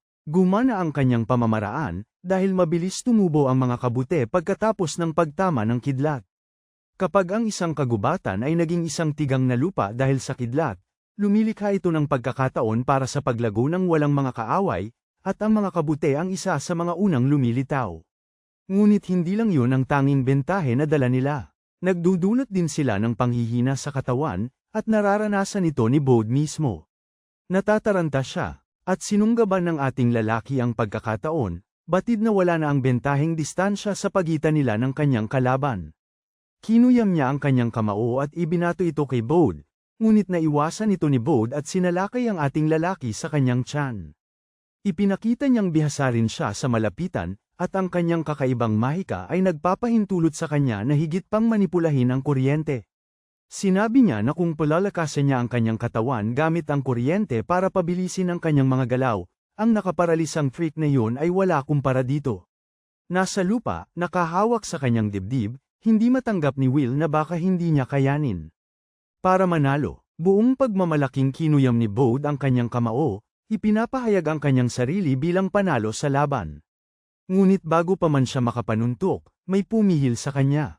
Paglingon niya, nakita niya si Profesor Veronica na nakabunot ng kanyang espada.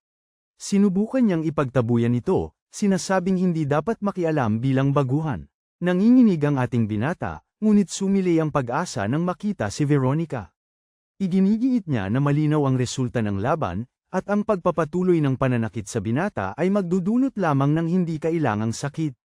Sinubukan ni Bode na bigyang katwiran ang sarili, sinasabing si Will ay isang manggagamot at kaya niyang pagalingin ang sarili.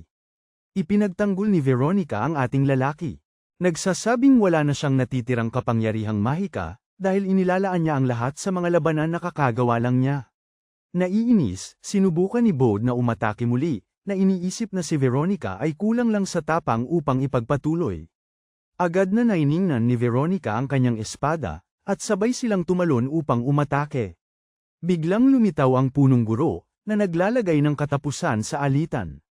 Nakatayo siya sa pagitan nila, pinipigilan si Bode na umusad, at humingi ng tawad kay Veronica sa hindi pagpapaliwanag ng sitwasyon kanina. Inanunsyo niya ang katapusan ng pagsusuri ng pagpili, at inutusan ng lahat na umalis sa lugar.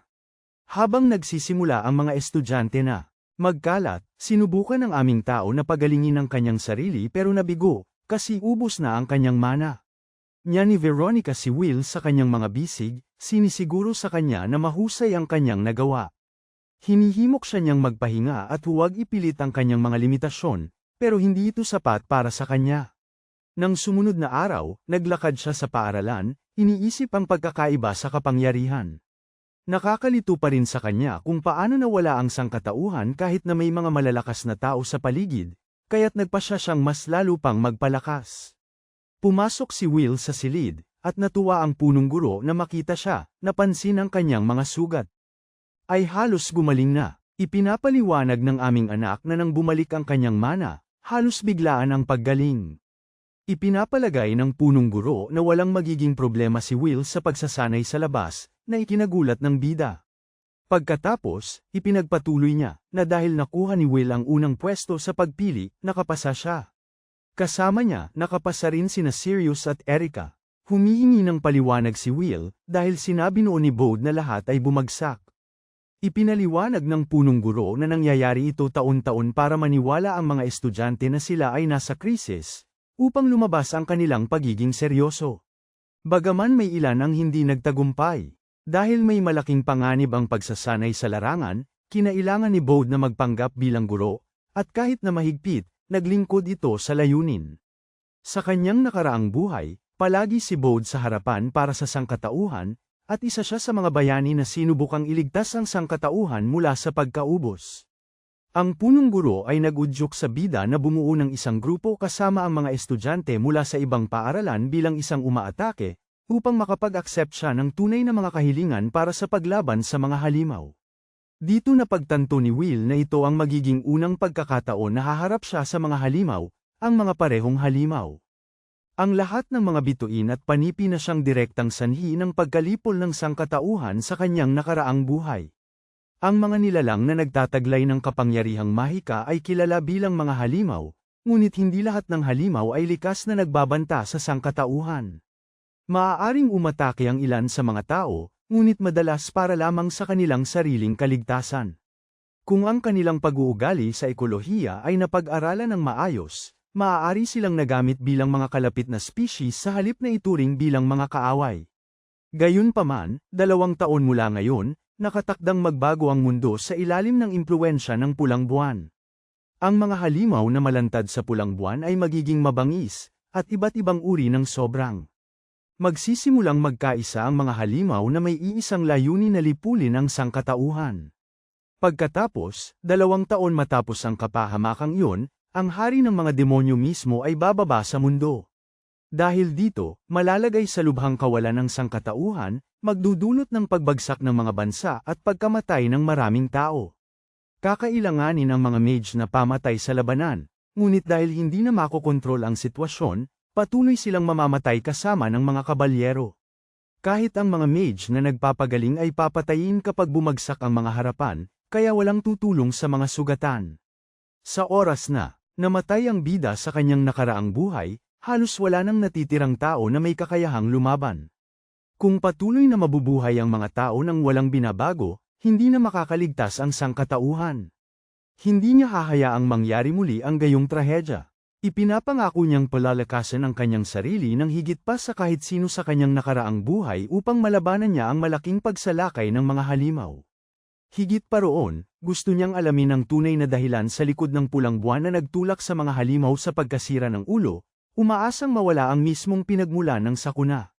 Napansin ng punong guro ang determinasyon na nakikita sa kanyang mga mata. At siya ay labis na naiintriga. Nakita niyang may potensyal si Will at nagtataka kung sapat ba ang pag-iingat ng mga guro tungkol sa nalalapit na pagsasanay sa labas. Tinitiyak ng punong guro na may mga tamang hakbang na nakalatag, ngunit malinaw na nais niyang suportahan ang paglago ni Will. Pagkatapos, habang nasa labas ng campus kasama si Veronica, lumapit si Bode sa pangunahing tauhan, habang sinisikap ni Will na ipakita na nauunawaan niya ang dahilan ng ugali ni Bode. Muli siyang sumigaw sa kanya at umalis. Gayunpaman, bago umalis, sinabi niya kay Will na gawin ang kanyang makakaya sa panahon ng pagsasanay. Pagkatapos, sa kanyang pag-ikot palayo, tahimik siyang nagpasalamat dito sa paggamot kay Sirius. Si Sirius, na nakatayo sa likuran niya, ay humakbang din at nagpasalamat kay Will. Sabi niya na ngayon ay maaari na niyang pagtuunan ng pansin ang kanyang mga kahinaan at maging mas malakas kaysa dati. Hanggat nabubuhay siya, alam niyang sa kalaunan ay makakaganti siya, at sa pagkakataong ito ay hindi ito basta mawawala na parang usok. Hinimok siya ng pangunahing tauhan na maging mas malakas pa, at nagtama ang kanilang mga kamao sa isang tahimik na kasunduan. Para kay Will, parang isang bentahe na nagsisimula nang lumabas ang mas mahuhusay na attack mage, dahil malaki ang kanilang magiging tulong. Mga kaalyado sa mga nalalapit na laban kontra sa mga halimaw. Hindi nagtagal, umalis sila sa isang karwahe. Lumipas ang ilang panahon, ipinaalam sa kanila na ang madilim na gubat ay papalapit na, at malapit nang repasuhin ang mga detalye ng pagsasanay. Ipinaliwanag ni Veronica na lalaban sila sa mga duwende bilang bahagi ng isang misyon na hiniling sa loob ng madilim na gubat. Pagkatapos ay ginabayan niya ang 3 estudyante mula sa Schwartz, Heilig, at Hilburn. Saka siya bumaling kay Will, na ipinapalam na bubuo siya ng 4 na kataong grupo, na susuportahan ng isang guro mula sa isa sa mga akademya. Nagtanong si Erica, kung napagpasyahan na ang mga kasapi ng grupo, at tiniyak ni Veronica sa kanya na magkakagrupo sila. Kahit na nakakatakot kay Erica si Veronica, mas gusto pa rin niya yun kaysa ma-partner sa isang taong hindi niya kilala. Pagkalipas ng ilang oras, ipinaalam sa kanila na nakarating na sila. Pagbaba nila ng karawahe, napansin ni Veronica na narating na rin ang mga estudyante mula sa Hilburn ang lugar. Naisip ng bida na, sa dati niyang buhay, wala siyang masyadong kakilala o koneksyon. Bigla, isang babae ang sumugod kay Will at yamakap sa kanya. Matatag, na nagsasabing matagal na niyang gustong makilala siya. Ang pangunahing tauhan ay nagpanik, naganap na nalilito kung sino siya. Mabilis siyang nagpakilala bilang Marie Goldgrande, ang punong guro ng Schwartz Academia, at apo ni Olnoram Goldgrande. Ang bayani ay labis na nabigla sa kanyang pagpapakilala, dahil maliwanag na naaalala niya siya mula sa kanyang nakaraang buhay. Hindi niya inasahan na makikita ang batang minsang inalagaan niya sa bahay ng punong guro, lalo na hindi dito sa gubat. Ang muling pagkikita sa kanya ay nagbigay sa kanya ng pag-iisip kung ano na ang kalagayan niya, at mabilis siyang nagbigay ng katiyakan na maayos siya. Napakahusay. Halos kaagad, siya ay humihingi ng tawad, sinasabi na hindi niya kailanman na ipakita ng maayos ang kanyang pasasalamat noon. Sinasalungat niya ito ng pabiruan, sinasabing walang anuman, ngunit iginiit niya na nais niyang suklian ang kabutihan sa pamamagitan ng paggawa ng isang bagay para sa kanya. Ipinaliwanag niya na wala siyang talento sa mahika, kaya't pumapasok siya sa Hillburn Academy at inalay ang sarili sa pag-aaral ng espada. Dahil sa kanyang walang tigil na pagsisikap, siya ay naging nangungunang estudyante sa pagsusulit ng aklatan. Napapangiti siya nang mapansin ang pagkagulat ng tauhan. Siya ay talagang naantig sa kanyang tagumpay, dahil ilang buwan lang ang nakalipas ay nakarete siya sa kama, at gayunpaman sa loob ng napakaikling panahon, nagawa niyang maabot ang pinakatuktok. Hawak ang kanyang kamay, sinabi niya sa kanya na sila ay napabilang sa parehong grupo dahil sa kanilang mga talento, at gagawin niya ang kanyang makakaya upang patunayan ang kanyang sarili na kapaki-pakinabang sa kanya. Sa sandaling yun, napagtanto niya sa wakas kung ano talaga ang ibig sabihin ng punong guro nang magsalita ito tungkol sa pag-aalaga sa kanya. Bago pa man siya makapag-isip ng mas malalim tungkol dito, bigla na lamang siya nitong hinayla para batiin ang mga estudyanteng kararating lamang mula sa Highledge. Nanood mula sa gilid, si Veronica. Nagulat sina Erica at Naim, kung gaano kasaya at kabait ang dalawa sa isa't isa. Sa labas ng karwahe mula sa Highledge, tinanong ni Marie kung sina Yulan at Turf ay nasa loob. Di nagtagal ay lumabas si Yulan, kalmadong sinasabi na hindi kailangang magmadali. Masaya niyang binati ang lahat, at ipinakilala ang kanyang sarili bilang guro na itinalaga sa grupo nila. Si Yulan ay isang guro sa akademya ng Highledge, at sa nakaraang buhay ni Will, si Yulan ay ang pinakadakilang manggagamot ng kanyang panahon. Ang pagkatanto na kasama niya ito sa parehong grupo ay nagdulot kay Will ng tunay na saya. Pagkatapos nito, lumabas din si Turf sa karwahe, at nagpakilala si Marie sa kanya. Gayunpaman, natigilan si Turf nang mapansin niyang magkahawak kamay silang dalawa. Natural lang na magtanong siya para ipakilala sa bida. Nagpakilala si Will, at agad na inakala ni Turf na isa siyang attack mage. Sinabi ni Yulan sa mga estudyante na malaya silang gawin ang gusto nila, at babantayan lang niya sila. Ikinagulat ng lahat ng estudyante ang casual na ugaling ito. Lumapit si Will kay Yulan at nagtanong kung maaari niya itong tawaging master. Nagtanong si Yulan kung bakit, at ipinaliwanag ni Will na gumagamit siya ng healing magic, ngunit hindi pa siya nagkaroon ng maayos na guro para tulungan siyang magprakti at pagbutihin ito. Pagkatapos, tinanong niya si Yulan kung gusto ba siyang turuan. Sinabi ni Yulan na narinig na niya si Will noon, at agad siyang pumayag na turuan ito ng kaunting mahika ng pagpapagaling. Nagmamadaling sumunod si Marie sa kanila, iginigiit na dapat payagan din siyang tawagin si Yulan na master kung gagawin yun ni Will. Sa gilid, pinagmamasdan ni Veronica kung gaano kabuti ang pakikitungo ng grupo sa isa't isa. Kalaunan, nang i-assign ang misyon ng pagsupil, inutusan ang bawat grupo na gumamit ng isang kubo bilang kanilang base. Ang lugar kung saan naiulat ang mga goblin ay nasa loob ng kagubatan. Kaya si Yulan, Marie, at Will ay nagpas siyang pumunta doon agad. Samantala, si Turf, ang manggagamot, ay inutusang manatili sa base, umiiwas sa mga labanan ayon sa nakaugaliang patakaran. Habang naglalakad sila patungo sa lugar kung saan lumalabas ang mga goblin, tinanong ni Marie kung si Will ba ay talagang magsisilbing manggagamot lamang sa mga labanan. Sumagot siya ng kalmado, sinasabi sa kanya na huwag siyang alalahanin. Ipinaliwanag niya na siya ay magsisilbing tagapamahala ng grupo, hinahayaan silang lumaban ng malaya habang binabantayan niya ang lahat. Sineryoso ang kanyang mga salita. Tinatanggap nilang dalawa na walang mahigpit na patakaran ang supervisor. Agad silang nagsimulang hanapin ang mga duwende. Sa isang mabilis na galaw, pinatumba ni Marie ang isang malaking grupo ng mga duwende ng sabay-sabay.